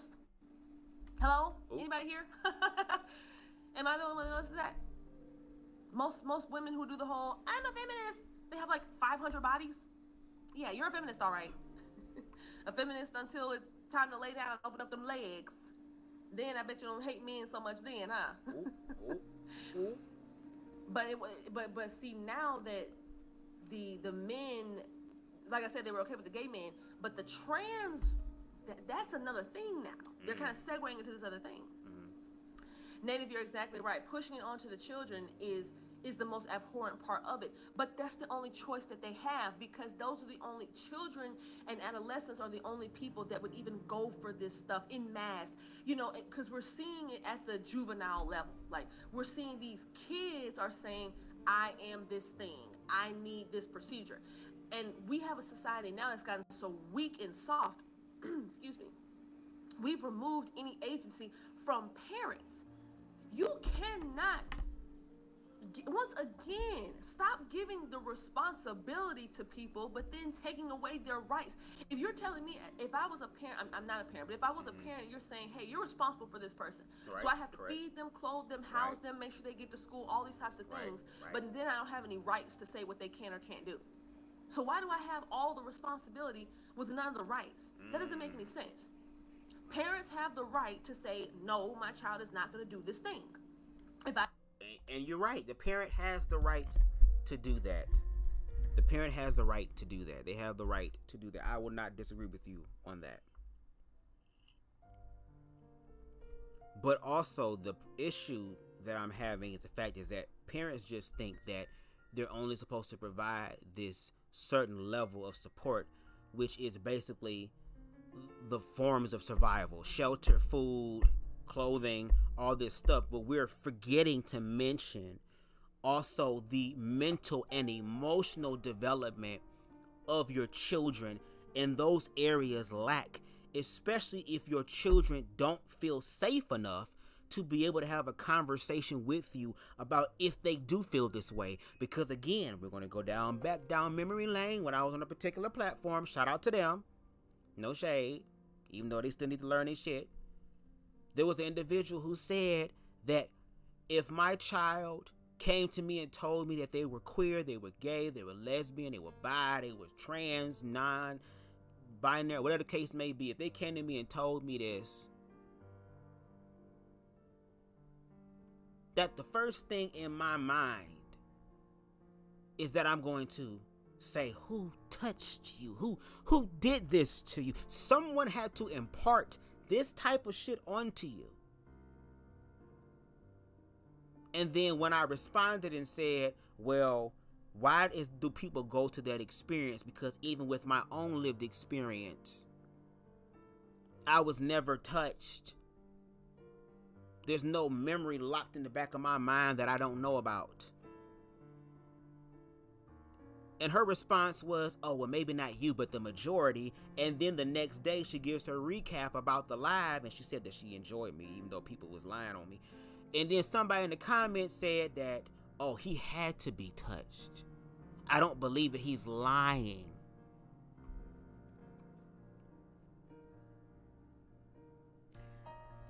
And in reference to transness, I was on the panel the first time, and I asked this question, and I didn't get the majority people to answer, but some people did, where I said, okay, let's talk about the whole trans situation.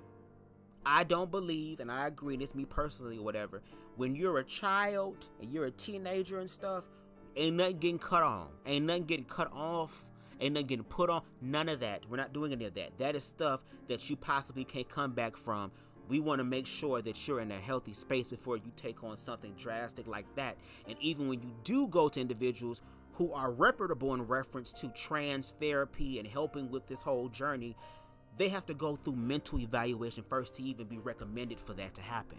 What if a doctor goes to school and does all this shit just for him to throw away his fucking degree and be sued to fucking hell because he was... No, they're going to protect themselves. So they're going to make sure they take their time with it.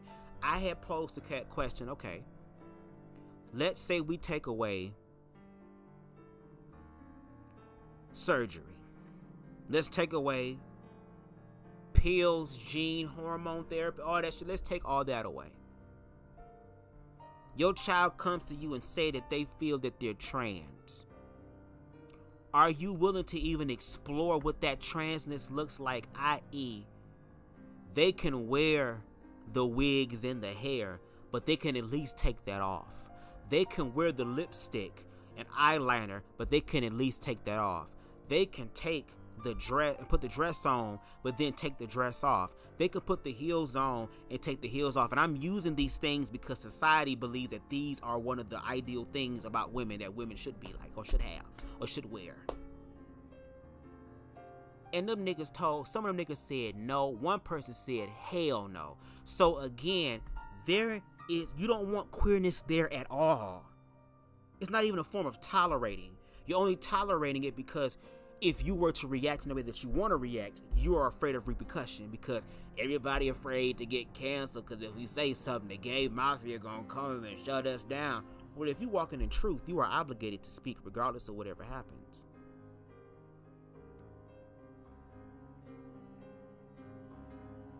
All this shit be performative, and then it's at the detriment of queer people. We almost toward the end of the live, y'all, and then we gonna read about another queer person who unfortunately has lost their life. I deem it to be detrimental to them. Now, if I am genuinely depriving them of their physiological and basic needs, if I'm not feeding them, if I'm neglecting them, not bathing them, if they're young enough to not know how to do it themselves or whatever else, then yeah, call CPS and get my kids taken from me. Prayerfully, they'll go to somebody, a more caring, loving home. But if there is no record of abuse, right, and my husband and I have done nothing but raise our kids to the best of our abilities and provided for them or whatever else, and just because our kid is going to your school where you're stupid enough to let furries into the building, you guys heard about that? You guys heard about the one school where the little kids, they're so cute, their little tiny voices, their little tiny mousy voices, but they were angry. They were legitimately angry about the fact that there are furries at their school and they are biting and spitting at and barking at and harassing them. I know that sounds like an episode of like Black Mirror or something, but it's reality. There are actual schools that are so spineless and despicable that they won't say, you can't come to school in a freaking animal costume. And even more so, if we even let you come in the costume, we are not going to treat you as an animal because you are not one. Though an animal may not have agency over themselves to prevent themselves from doing certain things, a human being does. That part. Your animal, your pet didn't bite another kid. Your kid bit another kid. And he needs to be held to account for it. But trying to equate transness to people wanting to be goddamn cats and dogs.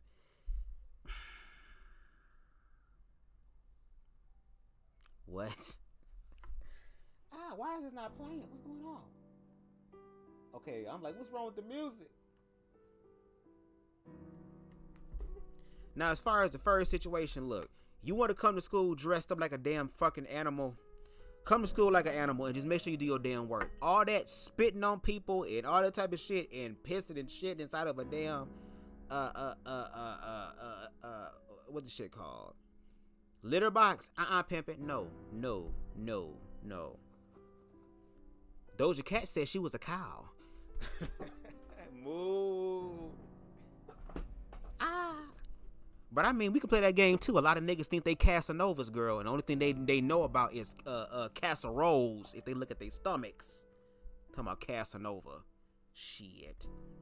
Maybe Casanova dish detergent liquid or something to help clean up all them goddamn linguine stains and shit. And I'm surprised it's linguine stains because some of these niggas in these red pill communities look like they will lick a plate clean, girl.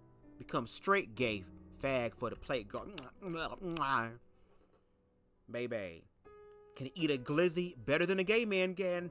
No shade. Yeah, exactly, Native. I've already heard about that too. The ones that identify as cats, and I'm not even talking about that, cause that's a whole other separate thing. Those kids will do like they'll be otherwise presenting as just like a human being, like they won't wear like a full-on costume, but they just expect you to treat them like a cat, and they'll do the meowing thing, and then they will do the litter box thing. Girl, no shade. Girl, I went to high school with people who thought they was wolves and shit. I would look. I went to high school with the weird people, girl, who had body odor issues, girl. Motherfuckers being goth and shit. Hi, I'm Acid Rain, Queen of the Darkness. All this other type of stuff.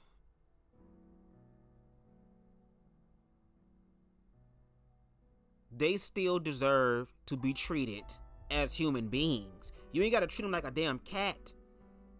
They do meow, you can just be like, and then keep walking, keep it moving, girl. Or just say, I'm allergic to cats. You can do that. It's so simple to remove yourself from situations to where there has to be a conflict.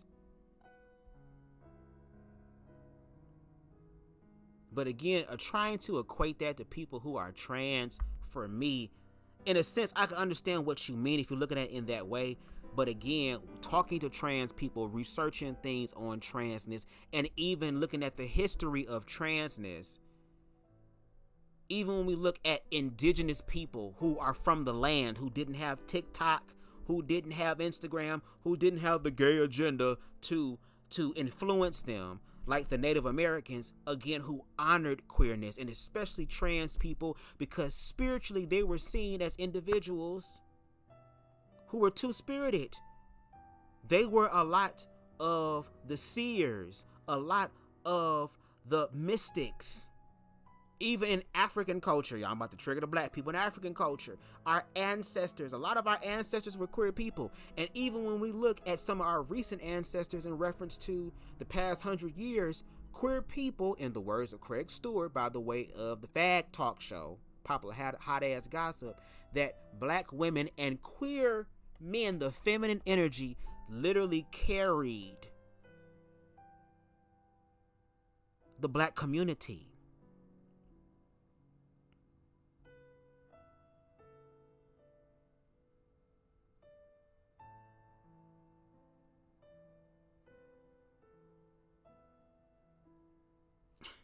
Maybe it's just me. Maybe it's just me. I'm talking about people in full garb, like the head, like the mascot heads and stuff. Mm-hmm. First of all, that's terrifying. Like, a lot of kids are terrified of that. I mean, I guess I wouldn't be, but there is something a little uncanny about people in like mascot uniforms and stuff with the thing over their head. Could you imagine seeing that in your school? Girl, people are watching damn Five Nights at Freddy in movies and playing a video game, watching I Show Speed play the game, and they damn 6 and 7. They'll be alright. How in the world could you focus? Who has classes with these kids? Like, could you imagine being an 11-year-old trying to learn math, and there's a kid with a freaking wolf head next to you, and then they start letting some of them relieve themselves in diapers. Oh wow. Really? And I'm sure I'm not the first person that you've ever heard say this, but shit stinks. I need to see some links. So why does that kid have to be subject? That kid and all the kids in the room have to be subject to the disgusting practices of insane people. The parents are insane, the kids are insane, and so are the adults that allow it to happen. So we went from the realm of, well, not my kids. Don't do it to my kids. Look. Look. I don't care about. Look. If Jimmy and them down the street want to do it, that's cool. If Karen and them down the street want to do it, that's cool. If so and so your friend at school and their parents want to do that shit, that's cool. But not my child. Not Junior. Not Junior. Junior will not. What did Donnie McClurkin say? When you see it in your child, grab them up and say, no, he can't have you, he can't have you. Meanwhile, he still got Donnie McClurkin. He can't have you, he can't, still to this day, he can't have you. Girl, you want to be held like a nigga, girl. Secret lovers, that's what we are.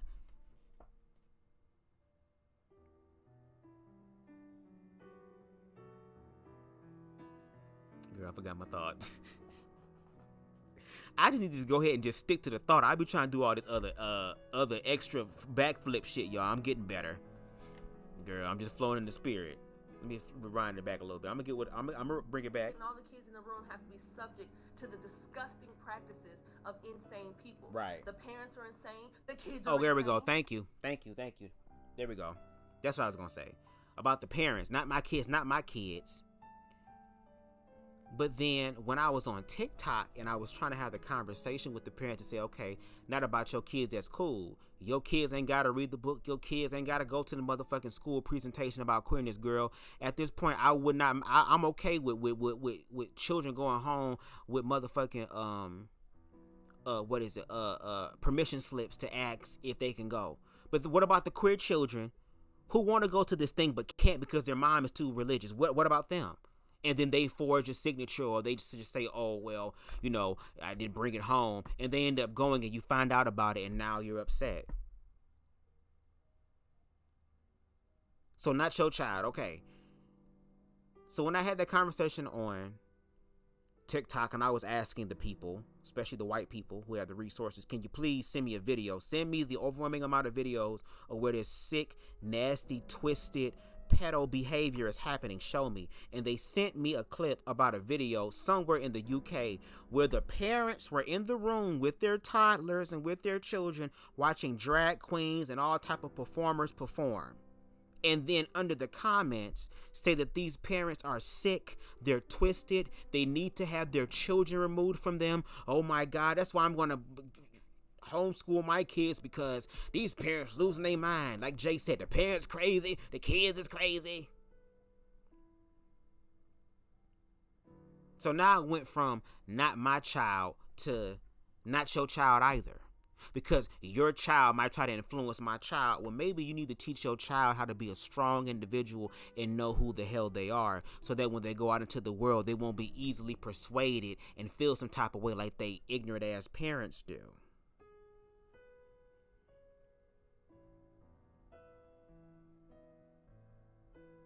That's why I call it queer phobia, because no matter where you are on the board of queerness, these people will choose everything, even if it's insane as fuck. Like a man who said that there is something called gay irritable bowel syndrome, who just recently passed away from goddamn colon cancer. Nigga, did you have the gay? Do you understand what I'm trying to tell you here?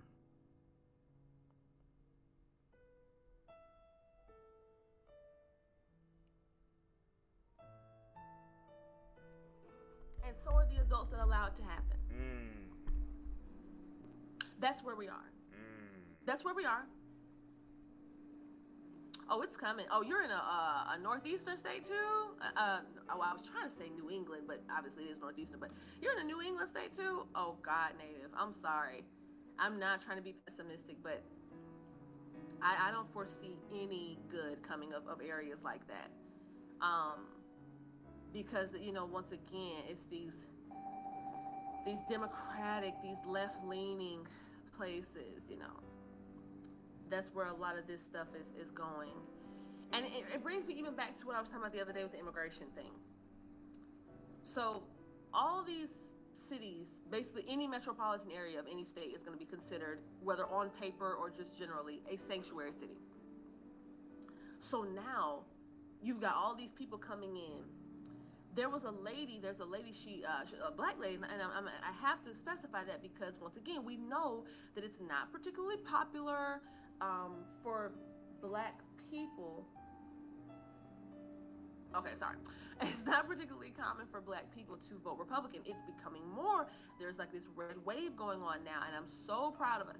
I'm so proud of us because it's like, please, can we recognize the con and the game that the Democrats are playing against us and have been for a long time? They use us for their guaranteed votes because we're the only group that no matter what is always going to vote for them in large. But then they do nothing for us. Not only do they not do anything for us, they do things that purposely work against us. It's like, how long were y'all going to keep letting that happen? I'm glad she said that. And this, which is why, again, in my opinion, there needs to be a new wave of a political party that is for the people and by the people. Because both sides, if you ask me, Democrat or Republican, has been compromised. If Republicans really cared about black people, they would sit up here and listen to our, I don't want to say list of demands, girl, but they would be trying to rectify, trying to help black people to rectify and build reconciliation mentally, emotionally, spiritually, and most importantly, girl, in this world that we in, unfortunately, financially. There would have been some sort of balancing of the scales. I have not seen the Republican Party do that. Have we not forgotten that when Trump was running, that when black people came into the rally and spoke in opposition, that these white people were punching these black people in the face? Not the black people whooping the black. Hold on, Bill. Hold on, because that'd be bad optics. Let me whoop his ass. None of that. These white people were hitting these black people, telling them to go, and then hearing Trump say, you know, back in my day, we knew how to deal with those people.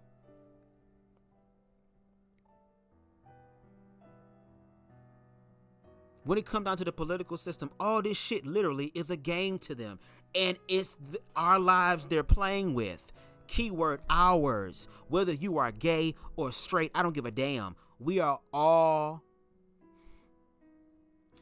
let the system tell it, prisoners to this system. The middle class is being destroyed to where there's only the have and the have-nots. And the society and the system is already pimping society and prepping society to be on the part of what you gonna do for me.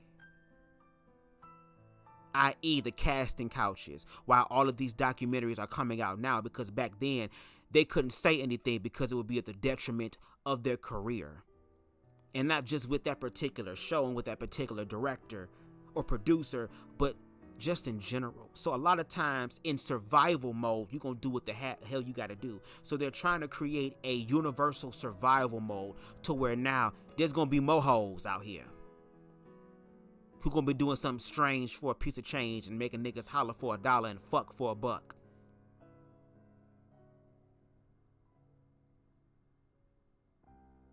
To where they're going to be put in very compromising situations to where they're going to have to make a choice that they never thought they would have to make.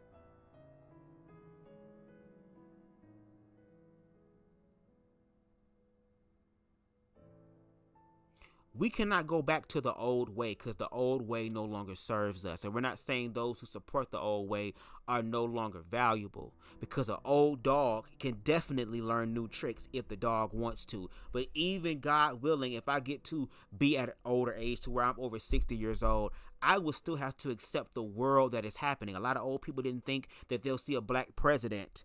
A lot of old people didn't think that they would be living in what is called the Jetsons' future. Damn near. But we here.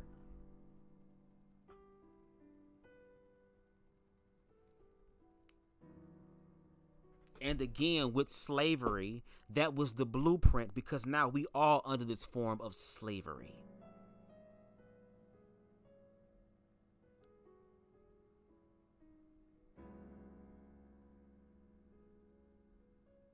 We are so afraid of freedom and the infinite possibilities that could benefit us, we become content with the box or the coffin, shall I say.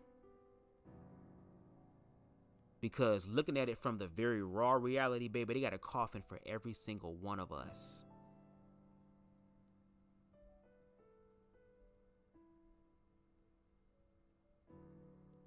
And my thing is, I'm going to be upset if we get to a point to where now that is the awareness once shit hit the fan. Because if it would be any type of time to talk all of the shit and really throw hands, it would be at that time. I'm just gonna wait. I'm just gonna wait until the end.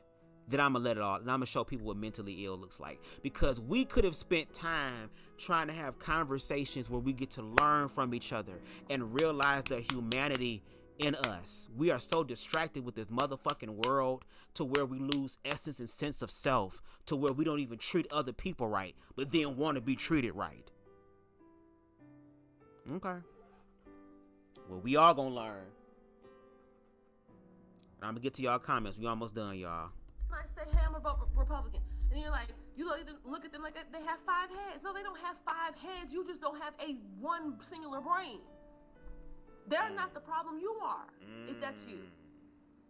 But anyway, nice, intelligent woman, black woman in Chicago, and they've got this little thing, this group that they've made or whatever, and she's talking about how the reason why they send so many immigrants to Chicago is because Chicago is a huge, like, cartel base, like a lot of drugs and stuff is really, the peddling and everything is going on there. And so she was saying that this is not by accident, basically. Like the fact that a lot of these immigrants are coming from these Latin American countries, from Mexico, from Venezuela, from Guatemala, it's not an accident. These people are hand in hand with the cartel. And not only that, the government officials are being basically paid and incentivized by the actual cartel to allow these things to happen. Because you have to ask yourself, why are you letting so many people into your city?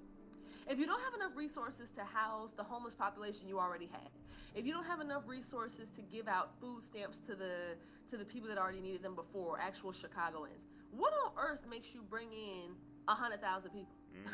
Where they gonna go? No, where they gonna go?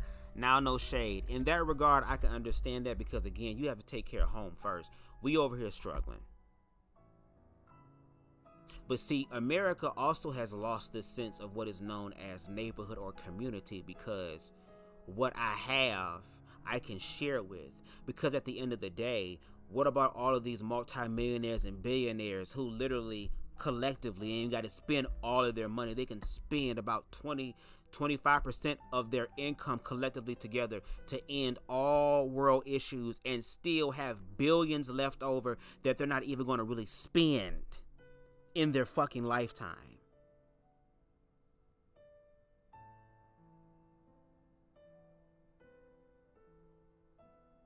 Because that would be the right thing to do, or like Jay said earlier, the moral thing to do. Didn't Christ tell the rich man to give up all of your possessions and follow me? And what did the rich man do? Not follow his ass?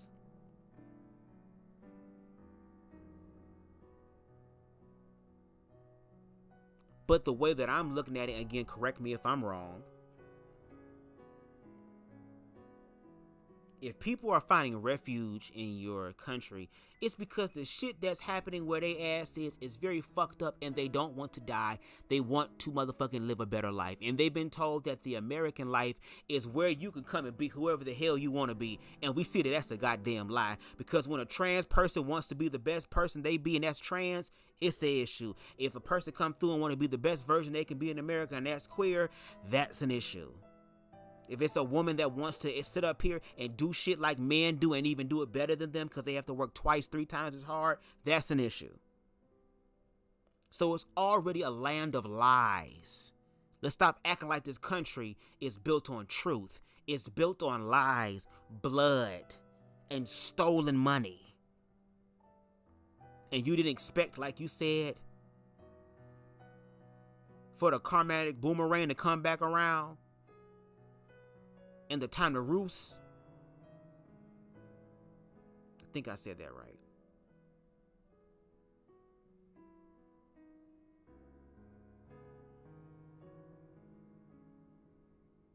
And my thing is, I wonder what's going to happen when the Republican Party basically does what the Democrats did. We going to use y'all niggas to get what we want. And we're not going to include y'all niggas at all, because even with the Biden thing and Democrats have always been lying to oppressed groups of people that we're going to do this in just a little bit longer and we have to fight. Bitch, I'm tired of fighting. I want to live. Why we always got to fight? Why we always, girl, I want to enjoy my damn life and the fruits of my damn labor. To where now queer people got to fight for their life. On the other end, Christians gotta fight for their life, because there's no such thing as inclusion, togetherness. It has to be one or the other. Okay, let me finish up, because where are they gonna go? Who's gonna house them? Who's gonna pay for their food and shelter and this kind of thing? Right. Well, we all know the answer. You are. You're gonna pay for it. And so you're just going to get taxed higher and higher. Next time you look at your check, it's going to be more and more coming out of it or whatever else. Or you'll owe more at the end of the year. And you're like, oh, what the heck is this even coming from? And it's so that you can pay for criminals to literally come over here and continue to flood your communities with drugs. The drug epidemic is one of the biggest issues plaguing this country right now. But it gets swept under the rug. Like, we know about it, but it's not in our faces as much. And I only realized that from a documentary I was watching. So, again, we can all sit up here and we know what's going on but not say nothing. But then when the queer people try to self-actualize, and that's the last straw. Enough is enough. Interesting. The other day, I'm gonna have to link it in the description of this video. But I think we've gone for long enough today. Yeah, I know I have. Okay. Anyway, shout out to Jay, Tough Topics Podcast, chilling out Jay for her perspective, because it inspired the springboard for this. We got 2 more articles we're going to read. One I did not put in, unfortunately. I forgot. But this one, because we're continuing to talk about trans and the actual onslaught that's happening to trans lives. You know what I'm saying? Again, I want for her, if she wants to, Jay, to explain to me again how trans awareness is literally taking away from her life and her experiences. But this is also from them.us. The last two articles are going to be from them. Okay. And it says, Texas Governor Greg, matter of fact, let me change my music. Hold on.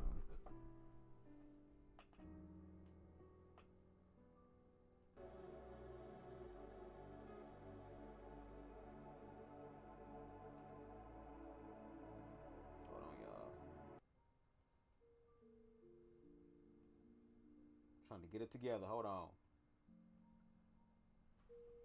Okay. And it reads, Texas Governor Greg Abbott wants to end trans people being allowed to teach in Texas. Abbott was speaking at a convention for the Young Conservatives of Texas when he made the statement, audio of which was later shared on X, formerly known as Twitter. The right continues to make the classroom a battleground for trans rights. While speaking to a group of young conservatives on Friday, Texas Governor Greg Abbott told attendees that he would like to limit the expression of trans teachers in the classroom, according to audio shared online by Texas Observer reporter Stephen Manaselli. Lord, girl, I'm about to make some meal spaghetti after this. To make his point, Abbott told attendees at the Young Conservatives of Texas convention a story about a teacher in Lewisville, Texas, who Abbott described as, quote, a man who would go to school dressed up as a woman in a dress, high heels, and makeup, end quote.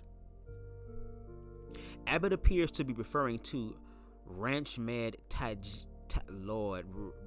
T, Jesus, who was a beloved teacher at Hebron High School in Lewisville, but resigned in March after being targeted online by libs of TikTok for wearing a dress to a school spirit event.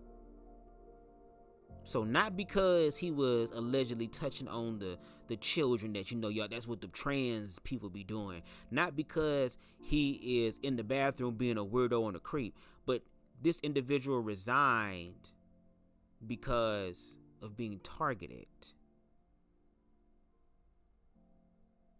for wearing a dress at a school spirit event. That's what she had to go through. An investigation by the Lewisville Independent School District determined that T had not violated any district policies, but the science teacher resigned anyway, citing as a reason the hateful comments they received after the libs of TikTok post and its subsequent backlash. In their remarks, which misconstrued the situation surrounding T, Abbott continued, "What do you think is going through the minds of the students that are in that classroom?" He pondered out loud.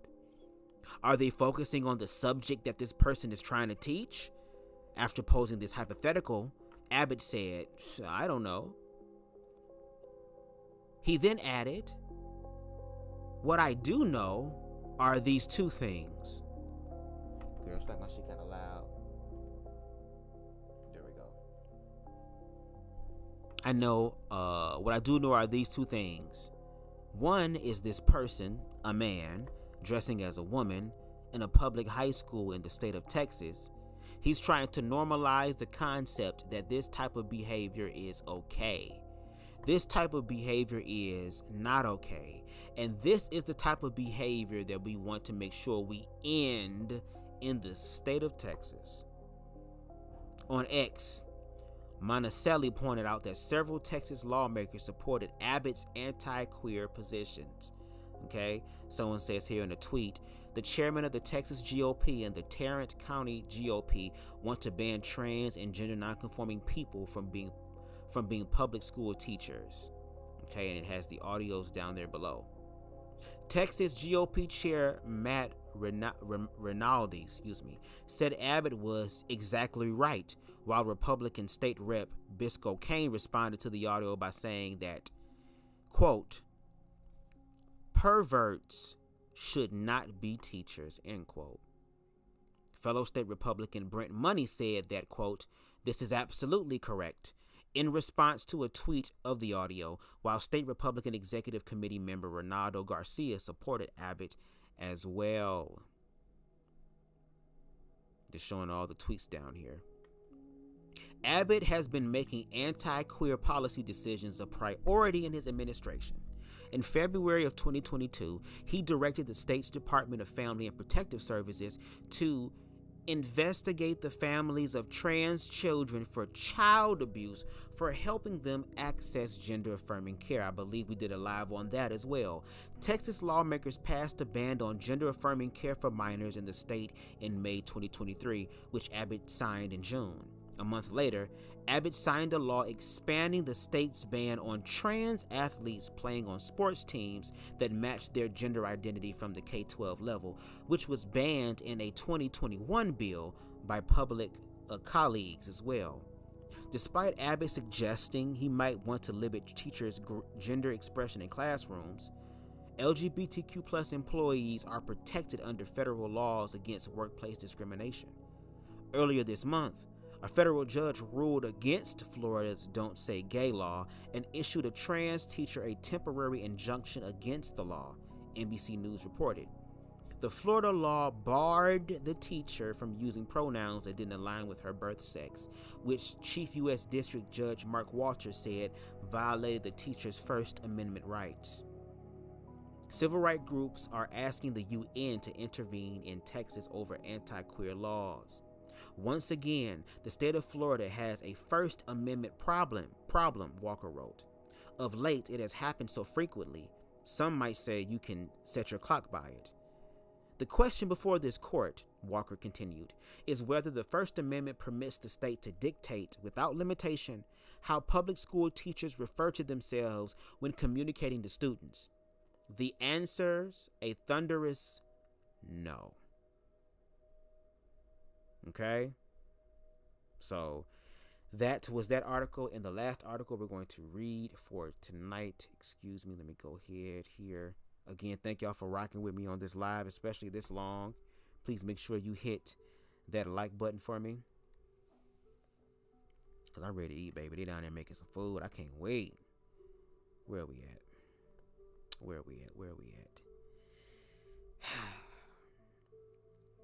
In sad news, River Nevaeh Goddard, non-binary 17-year-old with a cuddly nature, found dead. Goddard's boyfriend, 20-year-old Shane Curry, has been charged in connection with their death. River Nevaeh Goddard, a non-binary 17-year-old, was found dead in their boyfriend's house earlier this month. Goddard's boyfriend, 20-year-old Shane Curry, was charged in connection with their death after telling police that he had stabbed them with a sword. According to Pittsburgh's lesbian correspondents, Goddard was non-binary and used she and they pronouns, On April 3rd, 2024, police were called to Curry's home in Stowe, Massachusetts for a well-being check, per a press release from Middlesex County District Attorney's Office obtained by local outlet Mass Live. Although Curry stopped officers from coming inside the home for nearly 2 hours, when police finally entered, they found Goddard dead inside and arrested Curry, taking him to a local hospital for evaluation. Pittsburgh lesbian correspondents report that the National Center for Missing and Exploited Children had listed them as a missing child since April 2022, when Goddard was 15 years old. According to the court documents provided by Boston 25 News, Curry told officers that he and Goddard had been fighting and he wanted to talk to her about their alleged cheating and addiction. According to the documents, he admitted to stabbing Goddard multiple times with a sword that police later recovered in his bedroom. The bruises aren't working. Hitting her, that's not working. So, okay, I have to knife her. So I do, Curry reportedly told police.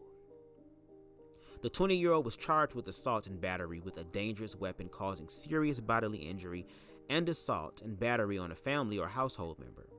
According to court documents, Curry also has an open case from June 2023 in which he is charged with strangulation or suffocation and assault and battery. CBS reports that he pleaded not guilty. Goddard's obituary remembers them for their amazing outgoing personality. She was very creative and artistic. She loved to write her own music, the obituary reads. Her cuddly nature was only matched by her quick wit and goofiness. Goddard's biological mom, Kristen Goddard, and her new fiancé, Heather Cohn, both told Boston 25 News that the teen was raised by their maternal grandfather, Michael Simmons, after Kristen gave birth to them while serving time in a Pennsylvania prison. The couple described Goddard's home environment with Simmons as abusive, noting that Goddard called Rhode Island's Department for Children, Youth, and Families herself at 14 years old and was taken into state custody. Kristen and Cohn added that Goddard lived with them for roughly 6 months before running away after the state's DCYF requested that she receive behavioral treatment at a state facility. She was so full of life, Cohn told Boston 25 News. She was such an amazing spirit. She had such a genuine, pure soul. As a 2022 Human Rights Campaign resource points out, queer and trans people are often disproportionately likely to have experienced intimate partner violence, IPV, in their lifetimes. We just did a live, remember? Carlos Collins and Marcus. According to the 2015 United States Transgendered Survey, more than half, 54% of all trans and non-binary people, have experienced IPV at some point. A 2017 CDC study found that trans high school age students reported higher levels of physical dating violence, 26%, and dating sexual violence, 23%, compared to the levels of physical, 15%, and sexual, 16% dating violence reported by their cis peers. Meanwhile, another report published in the National Library of Medicine found that people with marginalized backgrounds with pre-existing social and economic vulnerabilities are at a greater risk of experiencing IPV. And unfortunately, this other part popped up, which is just short but it's sad. T. Arnold, a black trans man, remembered for his good energy, killed in Florida. Okay, also known to his family and friends as Legend Billions, Arnold was 36 years old. In an April 22nd press release, GLAAD President Sarah Kate Ellis called on authority figures, from politicians to educational leaders to media workers, to do better when it comes to caring for and covering LGBTQ plus youth in the wake of Goddard's death. Quote, "Too often, young people and LGBTQ youth are failed by adults and systems entrusted to protect them and do not feel they have anywhere to turn in times of crisis," Ellis said.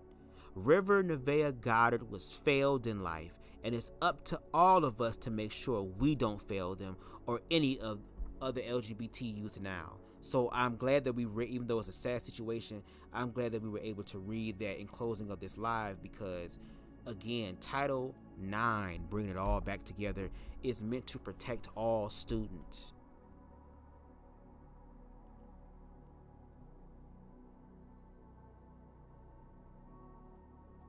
It is literally an inclusive bill.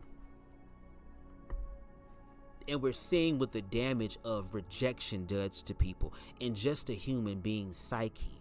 We all want a place to belong. We all want a place to be. And if a lot of these queer children had loving, affirming homes and people around them, the likelihood of them experiencing IPV, the experiences of them working as a sex worker in order to survive,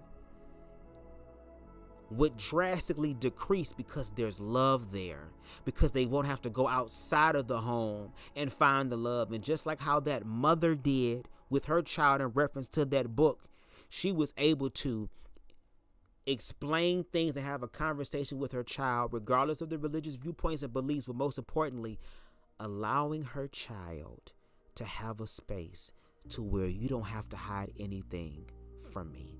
That is a space that, most importantly, not just adults, but children need.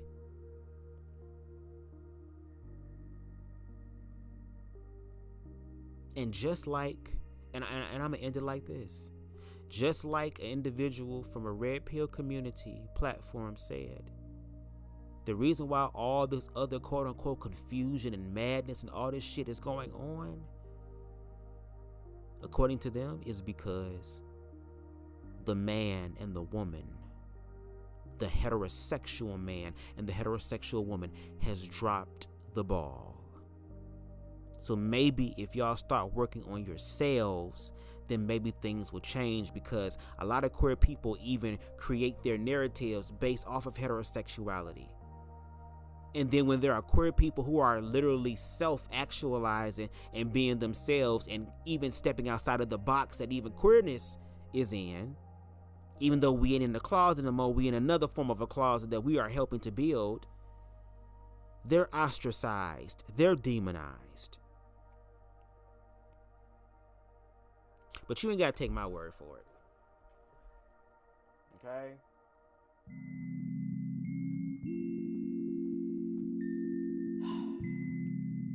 Anyway. Oh shit.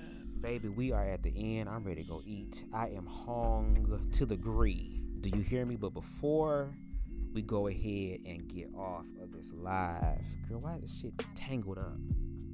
Hold on, this wire tangled up. Hold on. Shit.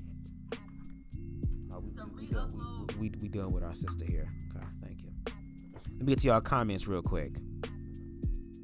Okay, let me say. Okay, let me see.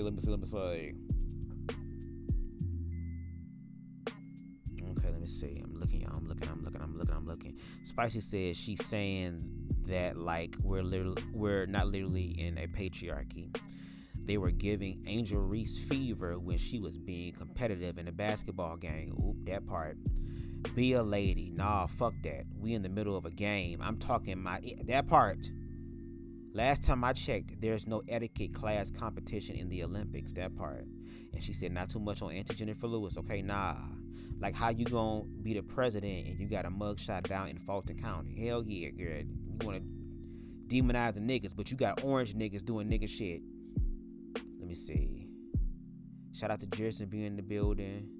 Spike said, oh, he did it live on the news. I saw that clip on Twitter. Wow, now I don't blame him. Plus, he had the complexion for the protection. Oop. Okay. Trans women exist. Chic, thank you, Queen, for explaining that. Trans women existing doesn't affect, harm us cisgendered women at all. Deshaun says there's a video of a guy named Shay that used to be trans, not trans anymore. I sent it to you. Boy Crazy said, what the sad thing about all this is that ignorant individuals want to make a problem out of something that they have no experience with and no connection with whatsoever. Deshaun says, Bub, just to piggyback off of what you're saying about all I'm reading how it's put down, y'all. They're going between worlds and stuff like that. There's trans people. They say they're going through a phase, but straight people will use them as a collective. Saying it must be true, it has to be a phase. It has to be a choice. I just gave you a video of a dude that said he's not trans anymore. I gotta pull that up. I gotta download and everything, and I kind of want to look at it before I just put it up now. No shade. And thank you, Queen, yes, for the 800 subscribers. We are slowly but surely growing. I appreciate it. Thank you.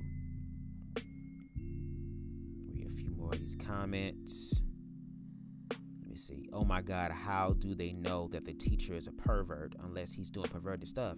Well, he's gay.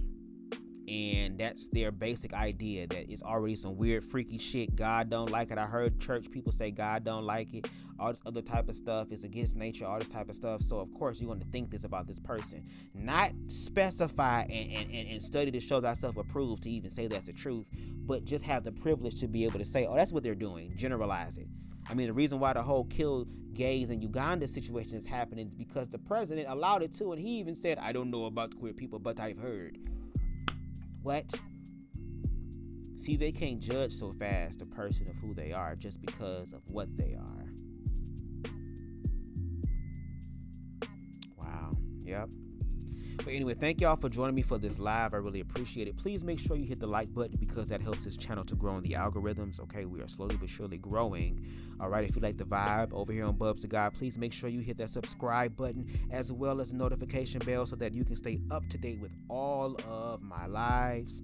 If there's a part of this live that stuck out to you in your spirit, please make sure you screen record it and share it on your social media platforms and tag me in them as well so we can continue these very gray area nuanced conversation that actually gets shit done and actually taps into humanity to where we can all actually move together for real before the shit hits the fan.